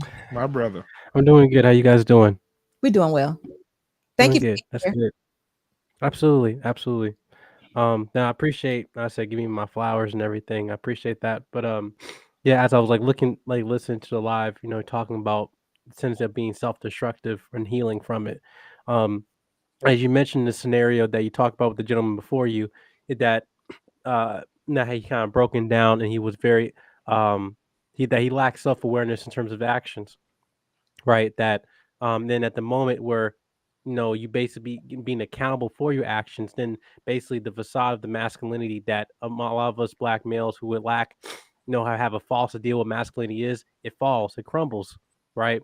And one thing I kind of encourage just a lot of men my age about this is that, we have a lot of, role models, and that we kind of put to a high pedestal that we want to emulate without realizing that some of these role models are actually playing roles, right? And it comes to a point where when we actually in the position where we take some behavior, we think it might be cool, might be whatever, get some type of respect that really doesn't stand for nothing. Street cred, all that stuff really don't stand for nothing in our community. Over recorded history, proven time and time again, is nothing, right? And I think on that note, what I kind of encourage people my age is that one, in terms of increasing in self-awareness and knowing that asking questions of self-reflecting in terms of your actions, even from a micro level to a point of asking people around you in your inner circle, hey, what are some things that, I feel I need to improve upon that I might not see from my personal end, right? And this is the thing that I pray that hopefully that you have real ones, people in your inner circle that hold you accountable, not trying to just defeat your ego, right? Because sometimes you have to ask people around you, hey, I might not have all the answers. That's why I ask black men or ask other people, especially in this space, that hey, if I'm acting out of line or anything, or like, please call me. They all have my number and everything like that. Please hold me accountable. And this to go to above, like what Sir Hale Speaks was talking about, that us as black people, we think we're above criticism, right? Or constructive criticism, right? And that was powerful, right? And then saying that you think that you above that, you become to a danger yourself and everyone around you. Hence, with the story that you just gave. Hold that thought, Jedi, because I got something I want to ask you. I'm gonna ask you first, but black men, of course, you can answer. But before we do that, Ace Senior, Ace, you're so funny. Thank you so much for your $9.99 super chat. And he says, "Who is the bachelor or bachelorette? I might need to turn my app." Listen, I ain't talking to you about that right now, but you get the money line song. I'ma run it every time. Give me mine. Going up, need no decline. Money line. I'ma run it every time. Give me mine. Going up, need no decline. Yeah. Okay, y'all, listen. I have a question, and I'm gonna try to say this, put this question to you all as easy as I can. And I need y'all to hear the question because sometimes my words don't come out perfect. I heard Jedi Mike say that often when it's time to take accountability for a situation, it then, of course, becomes real and then things happen. I often hear about men in these spaces are having to take accountability for everything. And we've been taking accountability for everything the whole time and this and that. I hear that a lot. And this is me, y'all. So understand this is coming from a place from a woman that don't know everything. But I don't think it's accountability when you get caught in something or when somebody makes you do something. I don't think that's accountability. I need y'all help. But hold on. I don't think that's accountability. I think accountability is saying I was wrong. I messed up. I did this. Now I see where I'm wrong. And now I'm going to do better. I need to hear what you all think about that. And I'm gonna give you an example. I'm gonna give you an example why I question it. I question it because a lot of times men say, and black men, you help me with this. Well, now you're not a good example of this one. But when they say, I had these babies, I had to account for it by paying child support. No. For me, that's not true accountability. You had a child and now somebody is making you pay child support. I'm telling you, true accountability is getting your child out of the system and taking care of your child without the system. That's accountability, and knowing that your child is not a bill, it's not an invoice. Even if you got to go get your child, that's accountability. It's not accountability when somebody is taking money out your check, like me, and having to send it downtown for you. And now that's not accountability, because you can own your own situation. You can own it. You can truly own it. Somebody making you do something is not accountability, but y'all help me with that. Y'all help me, because maybe it is, and I'm just seeing it all wrong. What do y'all think? I don't think you're wrong what you're saying. I think that also you have to add to another sense of that in terms of accountability, which is maturity, right? I think as children, you're told to do things that, where someone says, hey, go do this, and then you do it, then that's you being obedient. But us as an adults, and then, when we're supposed to be actually functioning human beings and stuff, and in what terms of coming on accountability is you being mature in situations and taking that first step and not waiting for someone to put you on handing you that position of you doing what you need to be doing. You would just do it anyway, right? For example, I think in situations like for me, I'm controlling the finances, of my house with my roommates and everything, right? And in a situation that if I'm not being told, hey, this person didn't pay this stuff in time, whatever like that, or anything like that, I will have to set up a schedule saying, hey, this is the time when we have to receive the payment so I can pay the landlord at an effective time. Because if not, then he'd be calling me, right? But I'm being told if I have to wait until the landlord calls me, hey, rent didn't come this month today, so what's going on here? Oh, okay, I forgot. I'll do that. That's not me being accountable. That's just being reminded of I'm not taking care of my priorities. Okay. So I think on that note, I agree with what you're saying. Okay, so maybe I'm wrong with what I'm hearing. Black men, clear it up for me. You know what I'm talking about when I hear men often say that black men have been held accountable for the beginning of time, or for a very long time, black men have been held accountable. Maybe you can explain to me what they mean by that, or you can help me out with accountability, or tell me what you think. One of the biggest things in the black community is procrastination. Okay. Procrastination is a big thing. And it coincides with accountability. Okay. So just like Jedi said, if I had to call and be reminded that my bills need to be paid, that's procrastination. I knew on the 25th that my rent would be due on the 1st. I have in my phone, I have my notifications on for YouTube. I have my notifications on for Facebook, but I don't have a notification that tells me when my rent is due. So you understand what I'm saying then, don't you? Yeah, I do. So if we can push the notification button for the Security Boss Show, which you should, ladies and gentlemen. Click that alert button, y'all. Click that button. Come on, hit that notification button right now, right along with your bill notification. Come on, hit the notification. Absolutely, yes. But we have a problem with procrastination. We wait, and then when the accountability comes, oh damn, I forgot. Oh, I do this every day, guys. I send truckers out to pick up people's cars. Oh, it's horrible to do. I hate it. But a woman called me the other day and said, I was getting groceries and I come out the grocery store, my car's gone. Where is it? I said, ma'am, I told you that you were 118 days past due. Wow. On your loan. And I told you I was coming to get it. And I gave you 15 more days to pay it, and you told me you haven't paid in 10. And I gave you extra 5, and you lied to me. Now, you owed me $2,359.13. Now, you owe me double that because you got to pay to get it out of the towing company. Nah. You got to pay to rehash it and bring it back.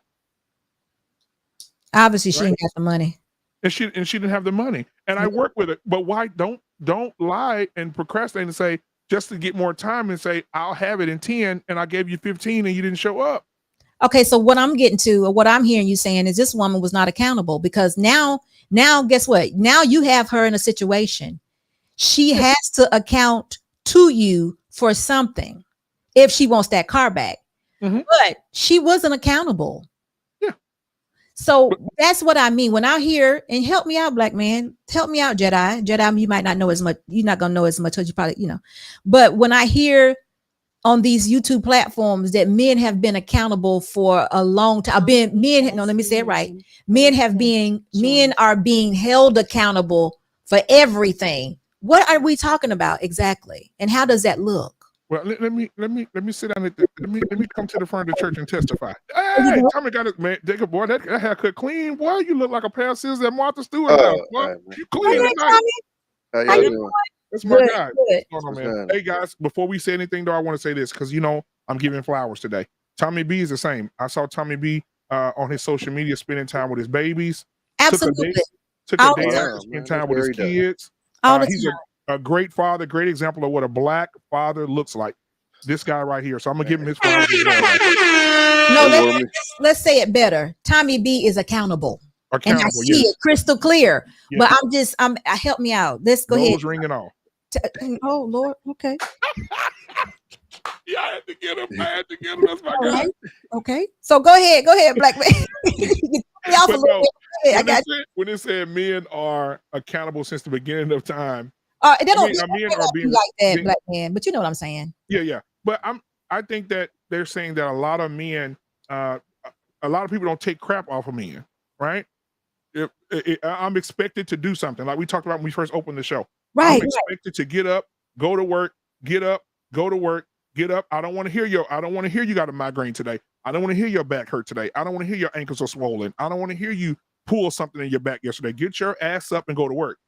Right. And we heard this growing up from me. We heard it from the men and the women. The men told us because the women were on their butts. So now they're telling us there are no days off. Jada Kashi joined. There's no days off. So work, get off work with the kids, work with their homework, work with the household stuff, go fix the fence, help your son with his math, take your son to football practice, pick your son up from football practice. You're not going to sit down and have a beer because if you do, I'm going to look at you different. I'm going to look at you some kind of way. Okay, let's do this super chat, but don't let me forget. I tell you what, let me say what I'm going to say first so we can come back and then we're going to go back to it. So black man, if that is indeed the expectation of accountability for men, then we wouldn't be in the situation as a culture that we're in if that is actually the case. But hold that thought. Okay. Hey, Senior, thank you so much for your super chat. He says the boss family is in my weekly budget. So on my behalf of the I Choose You chat audience, laugh out loud. Can you get a clue? Thank you so much. You actually get the money line. So hey, what a cup at Tommy B. Where I at? There you go. Money line. I'ma run it every time. Give me mine. Going up, need no decline. Yeah. So understand this, guys.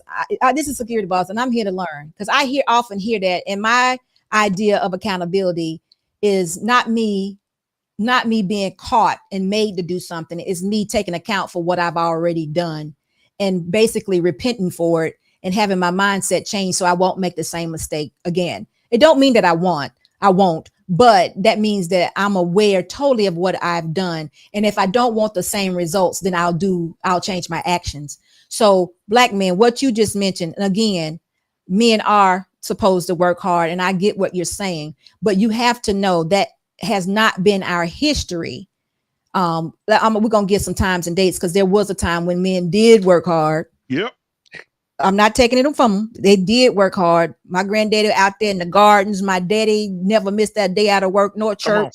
All of that. I'm with you on that. But somewhere along the line, there was a breakdown. And in that breakdown, there was some accountability that was lost. I'm not saying we didn't try to hold you accountable, men and women, because the women, we need to hold women accountable for everything that they do and say. Their aggressive behavior, being mean as hell. Y'all, did I tell y'all about how that I asked that my cousin for the phone number? We remember I told you I called her to ask her for her address and how what you want? I'm like, oh, I'm like, damn, nothing. Bye. So I get it, y'all. This is real. I'm not trying to make women nothing that they're not. They have been showing you examples of us not being delusional, screwed up. We also play games like, we can do and say whatever we want. And I get it. I have heard women recently, as of last week, talk to a man and say things to a man like she can do and say whatever she wants. It was so unacceptable. So I am with y'all. So understand that. But we got to get this thing together. It's a breakdown somewhere. I can tell you what. Okay. If the breakdown is a lack of accountability, which it is on the woman's side, y'all already know.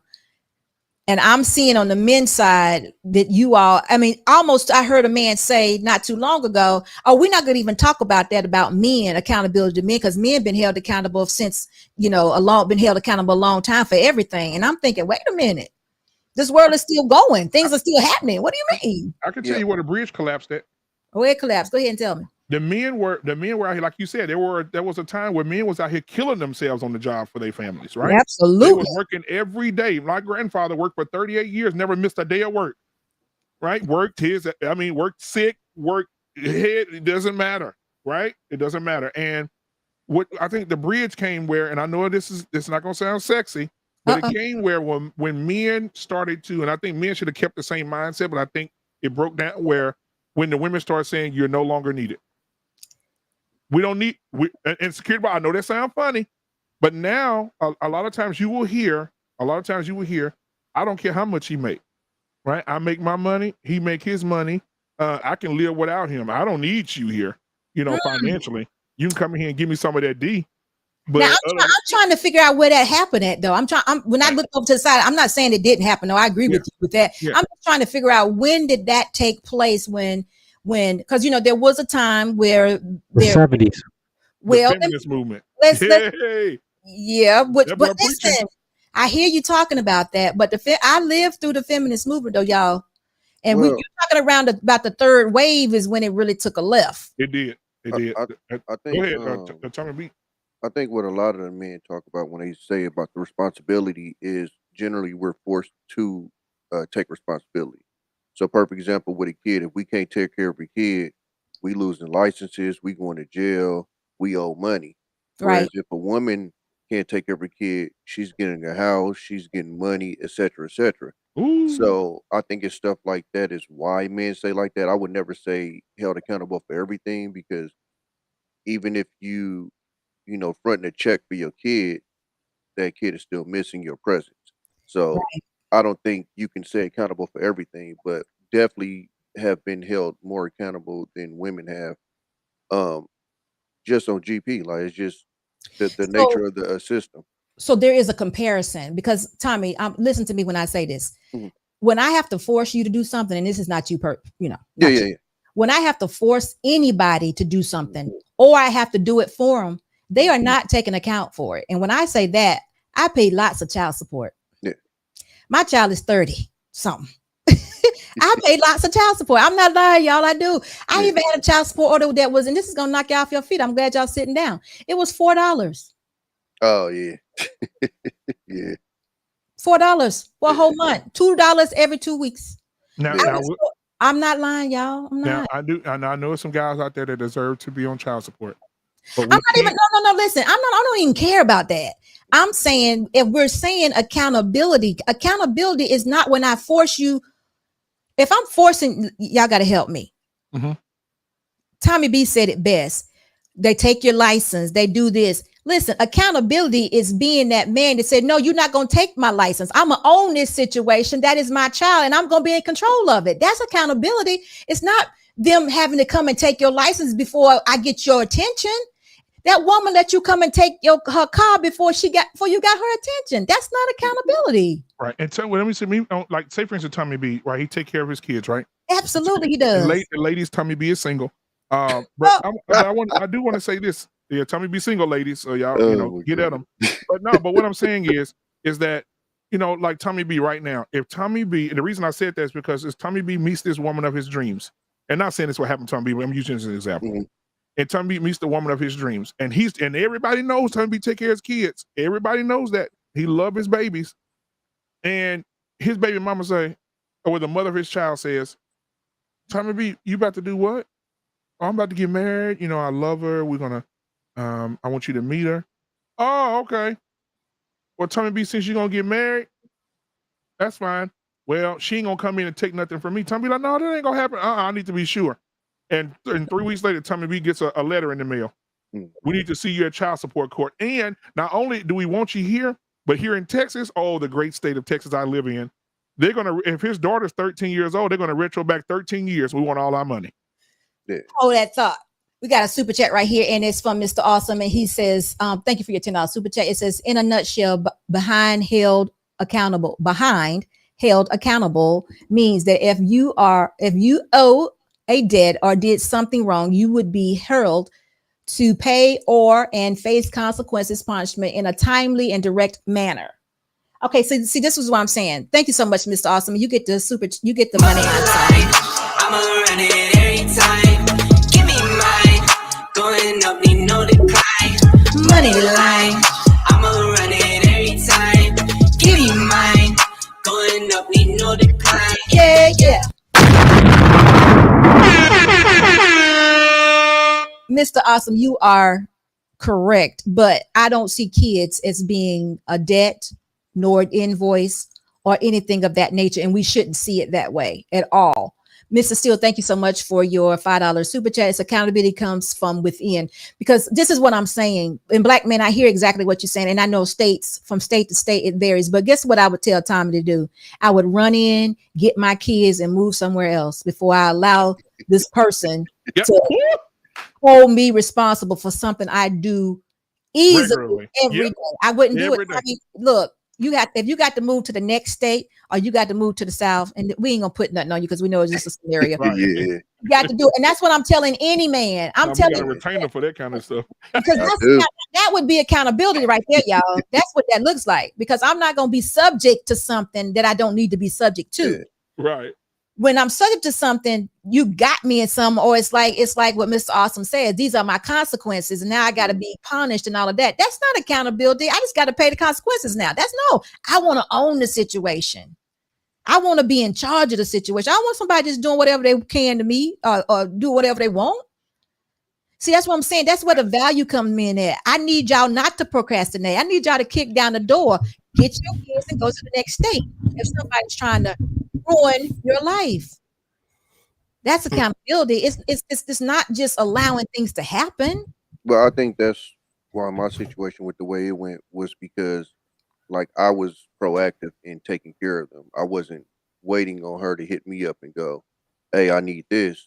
I would make the phone calls. "Yo, what you need? You need anything? You good?" Etc. Etc. So I think that's a huge difference. So I guess that kind of goes to what you're saying is not waiting for, if you got a kid and they need something, you don't just sit around and wait for her to give you a call and go, "Hey, they might need something," because a lot of women take that as they feel like they begging you. So a lot of them they want to make the call. So for me, I make the call. "Yo, you need anything? You good?" Etc. Etc. And I think it's stuff like that that's got my position to where I don't go through the drama that a lot of guys go through. It actually sets you apart. You're the man in the situation. You're the leader in the situation. You said this is how it's gonna happen. Yeah, I'm exactly. not let you ruin my life. This is how it's gonna happen. Yeah. And we're gonna do it this way. You ain't told her to shut up, but if you needed to tell her to be quiet, then Well, easily I even explained to her, exactly. if you take me to child support court, it's probably gonna equal out to less than what I do now. So that's on you to do that. And when they sit back and they think about it, and of course they go talk to their friends and stuff, they know what I'm saying is true. So Well, who was that? Someone just mentioned integrity. Integrity is doing what you're supposed to do when no one is looking. exactly. You're kind of right, but I get what you're saying, and it's all in there. Integrity, accountability, it all kind of goes in together. But accountability is owning what you have already done. Integrity is doing something or not doing something because you know someone is looking. Did I Yeah. say that right? I don't know what I'm talking about, right? Yeah, I think you Let me did. say it again. I heard what you said.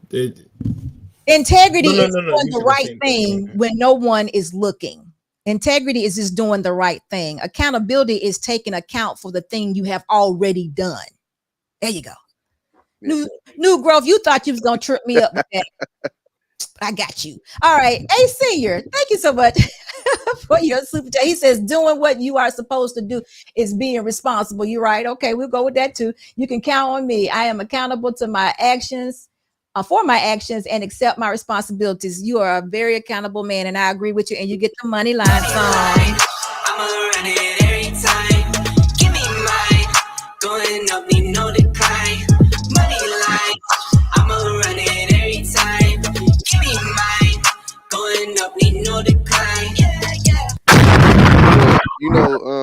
Security boss is that's why I kind of I look at guys a little weird when they brag about what they do as a dad, because for me, it's weird for me when people call me a good dad because I don't see it that way. I'm just doing what I'm supposed to do. Absolutely. That's good, Tommy. You're gonna have you a good wife one day. So listen, Mr. Awesome, thank you so much for being on the SB Nation team. You're welcome to call in at any time because you're the smart one. And I appreciate you so much. And this is not a joke. Definitions are getting convoluted. You are so right, because we're pretty much saying all the same thing. But I appreciate you for wanting that. He's very smart. Jay, it's good to see you. I hadn't seen you in a while. How you been doing, Jay? Ma'am, I've been killing myself. Be careful. Sorry, be careful. Be careful. Sorry. Not like self-deletion, but like you've been working hard. There you go. I can accept. I'm sorry. I really hate you too because I can't say what I want to say. I'm so sorry. You need to get some light in that room, big dog. No, bro. That vitamin D. Don't do that. I work too much today, and my head is kind of like banging right now. So I'm just trying to. So I'm just trying to, try to show security boss some love because I haven't been here in a while. That's right. And plus my man Black Man Felder, of course, and plus my man Jedi Mike is here, and my man Tommy B. So I got to show up. But to what you were saying before I get to that last thing that was just dropped, we need more solution talk. I mean, more solution talk than it is about the same mundane problems, because one of the things that I just got enlightened like 2 days ago about something that's so basic. I'm trying to resist something so basic where it's like people always bring up the past as a means to keep talking about the same thing, but they never get anywhere. And I'm like, okay, listen, I understand it happened, but for the love of God, shut the hell up. I gotta say that. Please shut up. We understand that it exists, but you bringing it up is not gonna bro, you sound like a dictator to me. Like indoctrination, what they do to kids. I get it. We know our history, but the thing is, can we talk about solutions? I'm talking about an actual solution. And the thing is, I like to hear more solutions than I like to hear back of what happened. I know what happened. I can go back and read it about Frederick Douglass if I want to. It's all there. What I don't need is you regurgitating a mundane point to the point where you're just insufferable. Like you're like actually forcing something down someone's throat without them digesting it properly so that they can get the proper answer to a certain solution instead of just regurgitating the point. And if that made sense, please everybody raise their hand, because I'm trying to say like you're kind of Jay, you just spoke about two different things at one time, right? And let me tell you what that means. You just spoke to the men, but you also spoke to the alphabet group as well. Now I didn't want to go there, but what I'm saying is we're asking to get all this stuff. We're gonna stick it down your throat. We don't care if you like it or not, and if you have an opinion about it, we're gonna destroy you. Right. That's kind of what we're in. That's what we're right now. Where it's like you should hear our plight. I'm like, it's not like we don't hear you. Yeah. We say we hear you, dude. The difference is I have to say this, and it's been said. Maybe the manosphere will probably thank me if I say it. Please get the hell out of how you feel, like, and just really pay attention to what's being said. That's all I can say. When my dad talks to me, I get out my freaking feelings and I hear what the man has to say. I shut up and I listen. I'm 30 and I still do that because I like to hear what the wisdom the man is going to give me and humble myself to hear because like, he knows more than me in that sense of his life. That damn tone police. And hey, listen, exactly. He don't even yell at me. He just like, yo, son, sit down. I need you to hear this. Yes, sir. I got you. And I hear him when he has to speak. I don't. And the thing is, I don't know why that's so hard to do. And the thing is, whenever security boss talks, whatever black man talks, whatever Jedi talks, or Tommy B talks, whatever I talk, we don't understand. We personally just want to hear the solution you have for us. We understand your problem exists. It's been here for the end of the time, but give us solutions. Because like I said, the more you keep bringing it up, the more makes me think you're going to be a victim for the rest of your life. And there's nothing that we say can actually help you. And I'm not saying that security boss doesn't want to help you. She's here to help everybody, as far as I'm concerned. She wants to see people win, like our rest in peace, our brother Kevin Samuels wants us to win.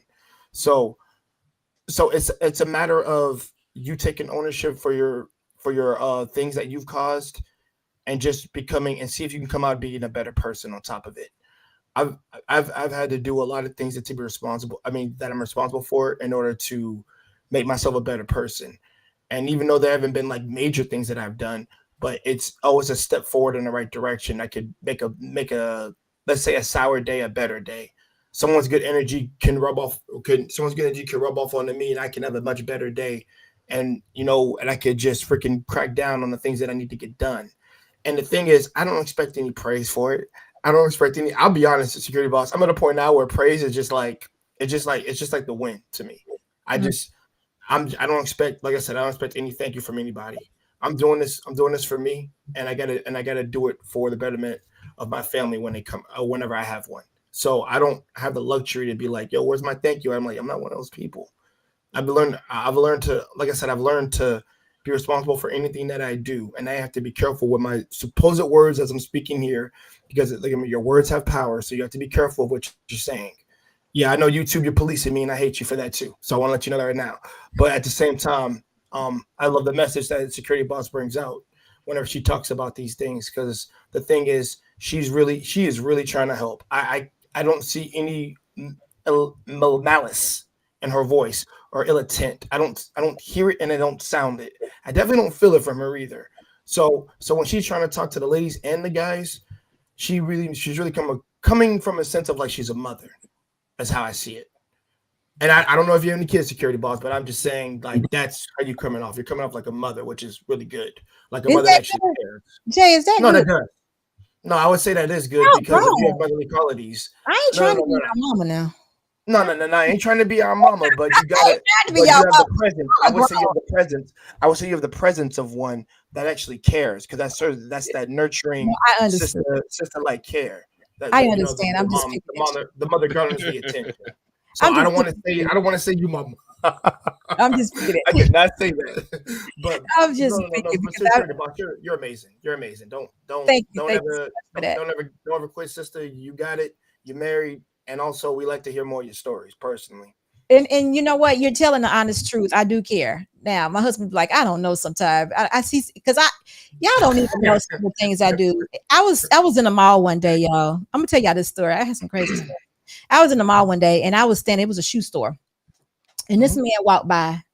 Y'all, he walked by with a woman. It was a couple. It was a man in the store with his mama and daughter, and it was a man and a woman out on the outside of the store walking up.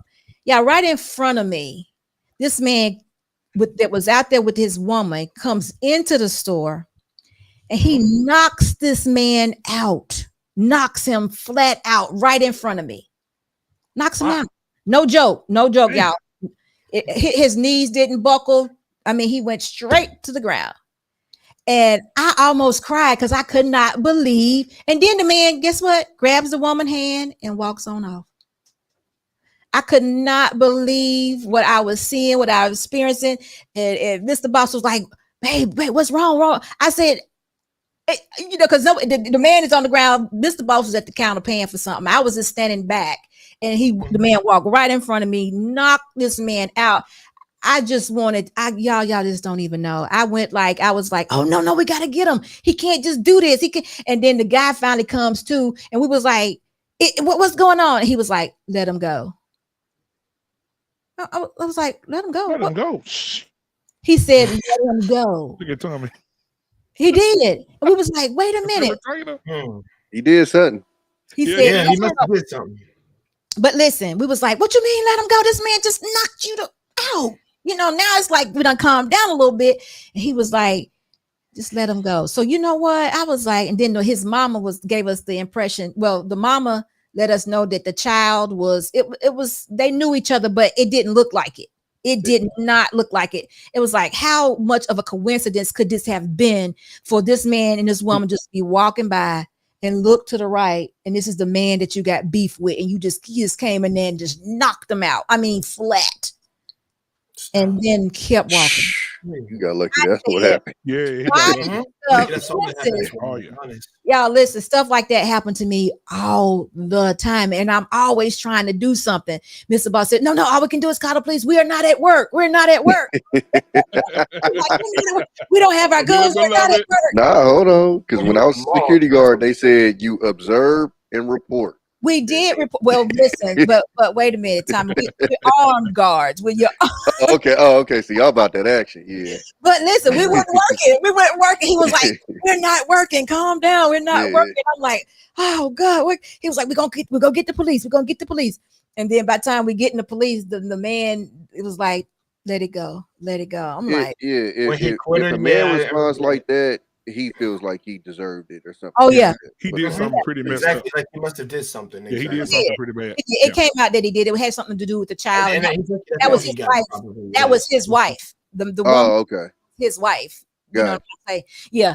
And but we, when it's going down, you don't know. But it just goes to show how, and this is all off the subject, but you just show how you can get caught up in the middle of a situation and you don't know, because if they didn't give no indications, there wasn't no arguing, it wouldn't, there you go. It was nothing. It was a silent killer, basically. And it was just you got lucky, security boss. Now they just hearing shit out. That's what I've been saying, man. Yep, right. Exactly. They're just, I mean, essentially, that's what happened in Sacramento. Essentially, it was two groups that didn't like each other. They seen each other and they just start airing it out at the nightclub, right? Yeah. I know. That's what I'm talking. That's what I'm saying. And he was like, "We're not working right now. We got to get somebody." I was like, "We got to do something. We can't just let this." And I was just like, "What is going on?" But he called me down. It was just like, but things like that happen like all the time where I'm having to do something. I am never gonna let somebody just get beat down. I'm always gonna be like, "What you doing? I gotta call the police. You gotta stop. You gotta stop." So I am the one that always wants to help somebody. I am. Unfortunately, when you come from them areas, you learn the art of minding your own business. Yeah, it's unfortunate. I don't have that. I don't either. I don't have that. But you know what? Black man, God made us. So I'm not going to, however I leave here. I just can't, I cannot see that man knocking that man out was just so surreal, y'all. It was just like, Black man. He could have in the clubs during the crunk era. That was a weekly occurrence. It was like, what? But you're right, Tommy. He could have very well had a weapon, and guess what? Could have right up to his head, and it would have happened right in front of him. Well, no, we just like the same. That happened to my pops. He went into the liquor store. They was outside shooting dice. Came outside, dude, one time to the head and stepped over him like he wasn't even there. Car almost hit him and everything. Everybody just walked away like nothing happened. Listen, New Grove said today in Atlanta, a lady shot a school bus full of kids. What? Yeah, I saw that. Yeah, I saw that. See what I'm saying? I mean, I can't just keep going down the street. I got to make sure everybody okay. I got to make. I'm just not one of those ones that can step over you. I'm gonna have to come to your aid and have to pray. And even the lady, even the security guard today at the prison, they caught up with her. Remember, she helped the guy escape. Well, they need to catch her now. So she did help. Yeah, but she helped. But she got herself though with the power to herself. She did what? She self-deletion. She did? Did she? Yeah, she did. She survived it though. They got her in the hospital now. She's in ICU. Oh, I know. She feel like a dummy. Wait a minute. When they pulled up on her, and caught them, she did it.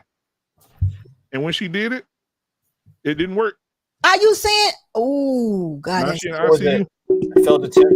You still here? That's bad, y'all. That's real bad. Tommy B. Yo, BCD. I think Come you with mean us. end of times is what you meant. Yeah. Yeah, BCDC is saying end Watch times, yourself. folks, be ready. Listen, I can't believe Nah, she couldn't even pull it I off. got it. though. Security boss. That's Well, wild. I hate when Don't people do it, do Tommy. that. Don't tell me. What? Don't put your What? energy into it, Tommy. Yeah, because we about to go down the hole, but About what? the whole end of time, like, Oh, that was yo, his comment. There's a come comment on, here. man. End Yeah. of time.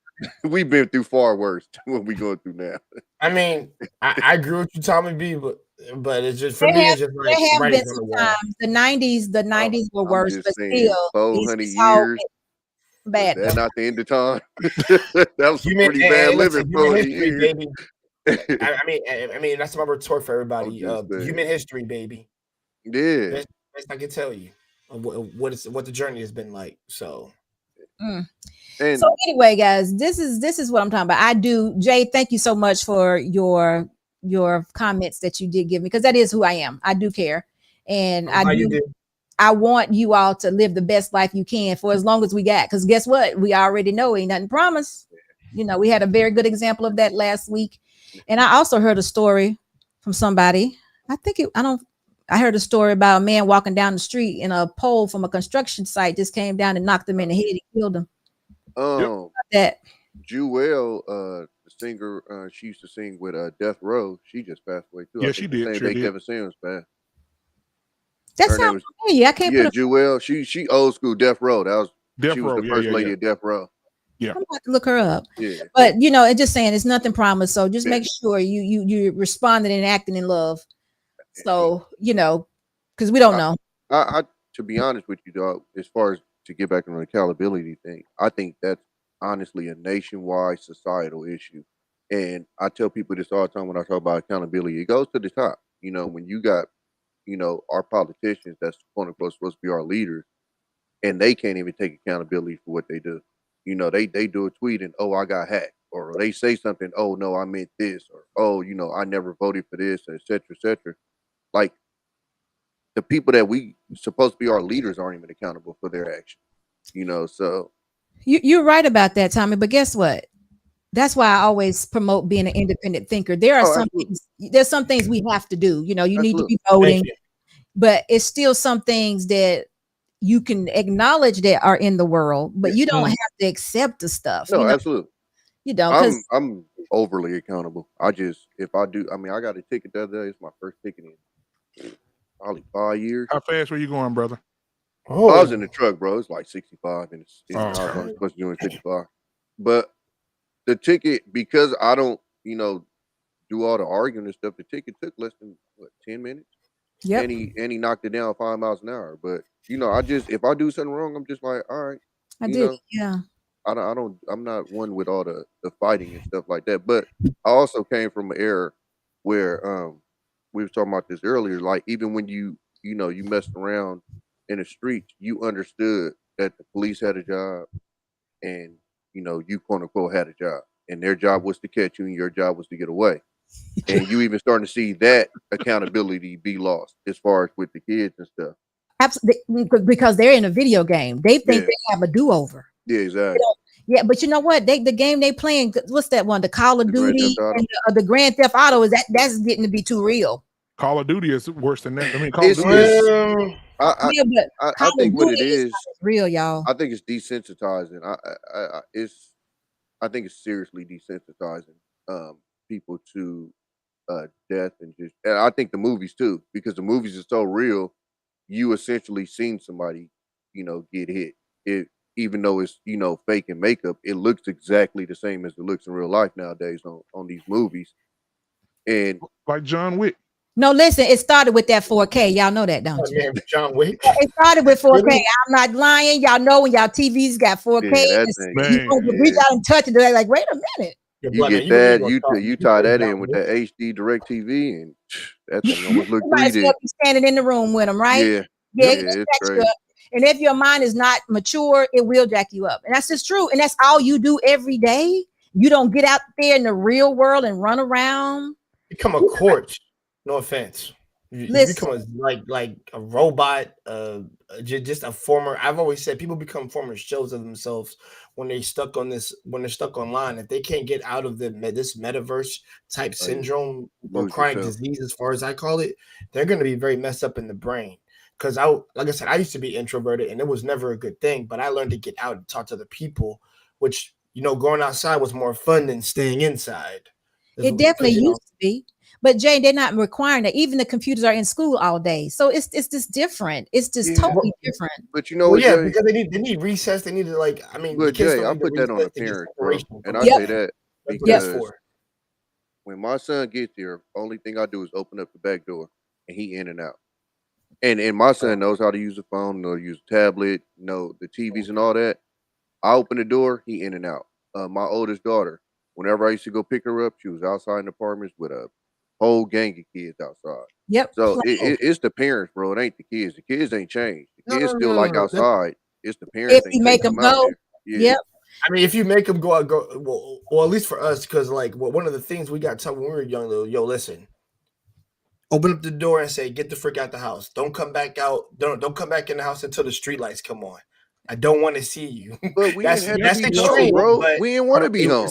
Yeah, we didn't want to be there. Yeah, I know that. Yeah, you're right. But at the same time, it was a way of because let's be real. All of us didn't have all these systems at the time, man. All I had was a Sega. I had them. I had Nintendo, Sega, and all that. But that was but y'all got to understand, we used to want to go outside. You used to want to hang out, and it used to be okay to do so, though. Some people say it's not as safe or whatever. Not everybody has a backyard. I'm telling you right now, my kids, they choose. I don't force them outside. They go themselves. Oh, okay. My daughter, she walks to the mall. They walking up to the I agree. Gas station. They're out there. I'm telling y'all, it's the parents, bro. I think it's the parents too. I think we're projecting stuff onto the kids. Exactly. Right. Well, I'll give you a perfect example. So my dad. When my sister and them was living in Atlanta, my dad goes out there. He takes my two nieces to the park, which is literally up the street. Somehow they had never been in this park before. My sister and them had been living here for a couple of years. My dad come back and go, "How they ain't never been to the park before?" Her husband replies, "Oh, we're not a park family." What? Lord, you got kids. You ain't got no choice but to be a park family. What are you talking about? But it's I ain't never heard no nonsense like that. Bro, the amount of laziness in this country is and I'm not even talking about just from working. I'm talking about from literally just, bro, if you just played with your kid, that'll help half the weight problems in this country. Well, it'll build relationships, and it will help with the kids. But let me tell y'all this: my grandbabies. It's been about probably 3 or 4 years back. I told them to come outside. Well, we went outside, and I made them take off their shoes. They was tripping. They was like, "I can be out here with no shoes." I was like, "Yeah." They was like, "Really?" And they took their shoes off. They were like, I said, "Just run." And they ran up and down the driveway and in the grass. They just couldn't believe that they could take their shoes off and run. Did y'all know we used to race with no barefooted? That's what you was faster. What you mean? I mean, look, ain't nothing like a stone cold. You got to stomp your toe as a kid. If not, you ain't no kid. Man, we was playing football and running into cars and trucks. Your receivers don't see that. Wow. Oh, how about this? Car was the base.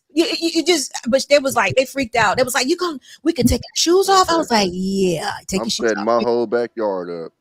Yeah. So I can just dump their little asses back there, close my door, and go on about my business. And they will create whatever it is they need to do. Create whatever they need to do in order to create the game. That is so true. That is so I toss a couple water bottles out there for y'all. Leave me alone. Yep. What that water hose over there? Oh yeah, exactly. Oh, Black man, you went way back. That's too far. That's too far, Black man. The water hydrant. Yeah, crack that water hydrant. Come on, man. Right. Me and my friends try to do that. I won't lie, because we know our pops used to do it back in the day. I'm like, yo, we should try that. I'm like, oh no, we had the tools. We know how to do that.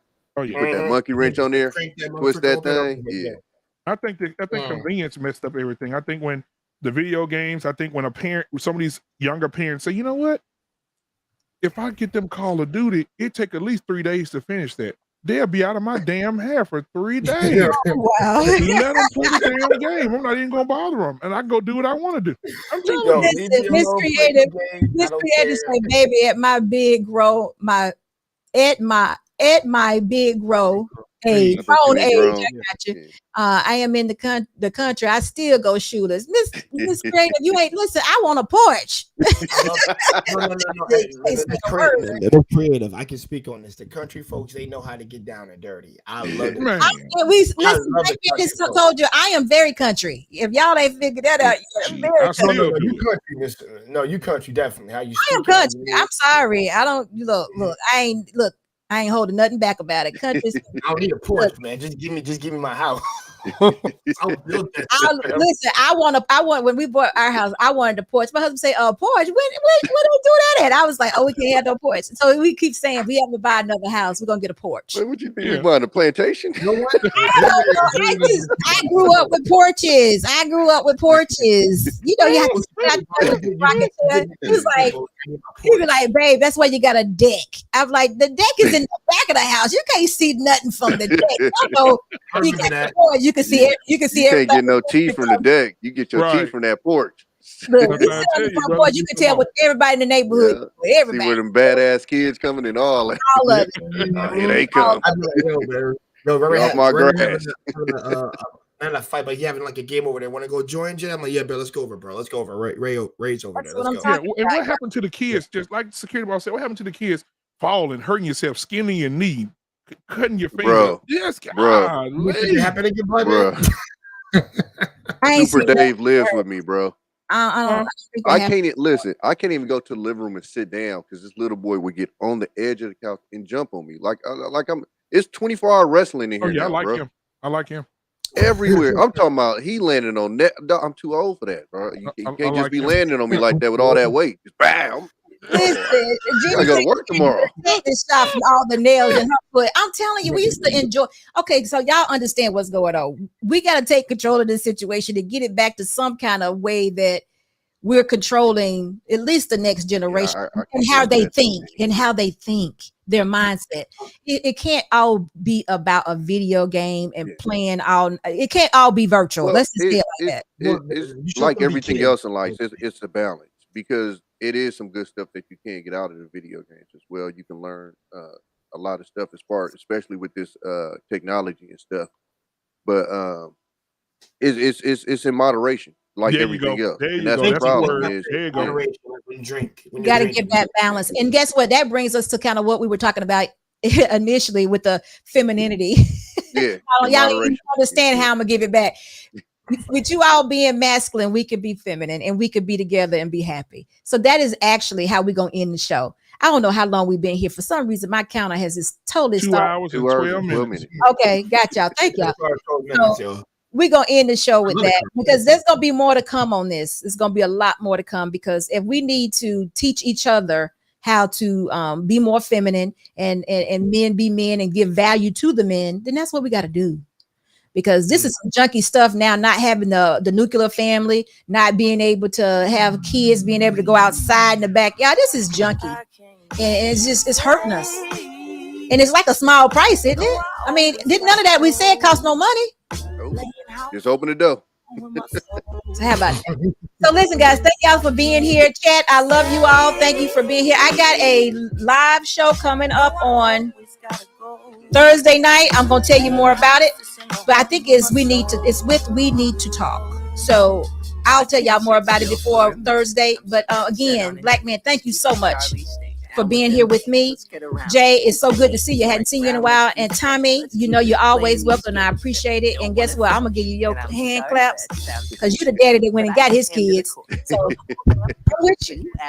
I'm with you. So y'all listen, have a good night, and we will see y'all soon. And remember, subscribe to SB Nation. You got Black Man Unfiltered. You got Jay Takashi and Tommy B. Make sure y'all go subscribe to the channels, and thank y'all and have a good night. Peace. You screaming, stay, please don't go. Don't think it's in me to listen to foe. It's so different, we distance, we roam into zones where nothing get hurt anymore. I just wish I was home when I stepped through front door, but instead I'm alone and completely unsure. And even though you're screaming out with the best of intentions, I don't get it. Why do you always gotta ask me to stay? Why Why you always gotta go?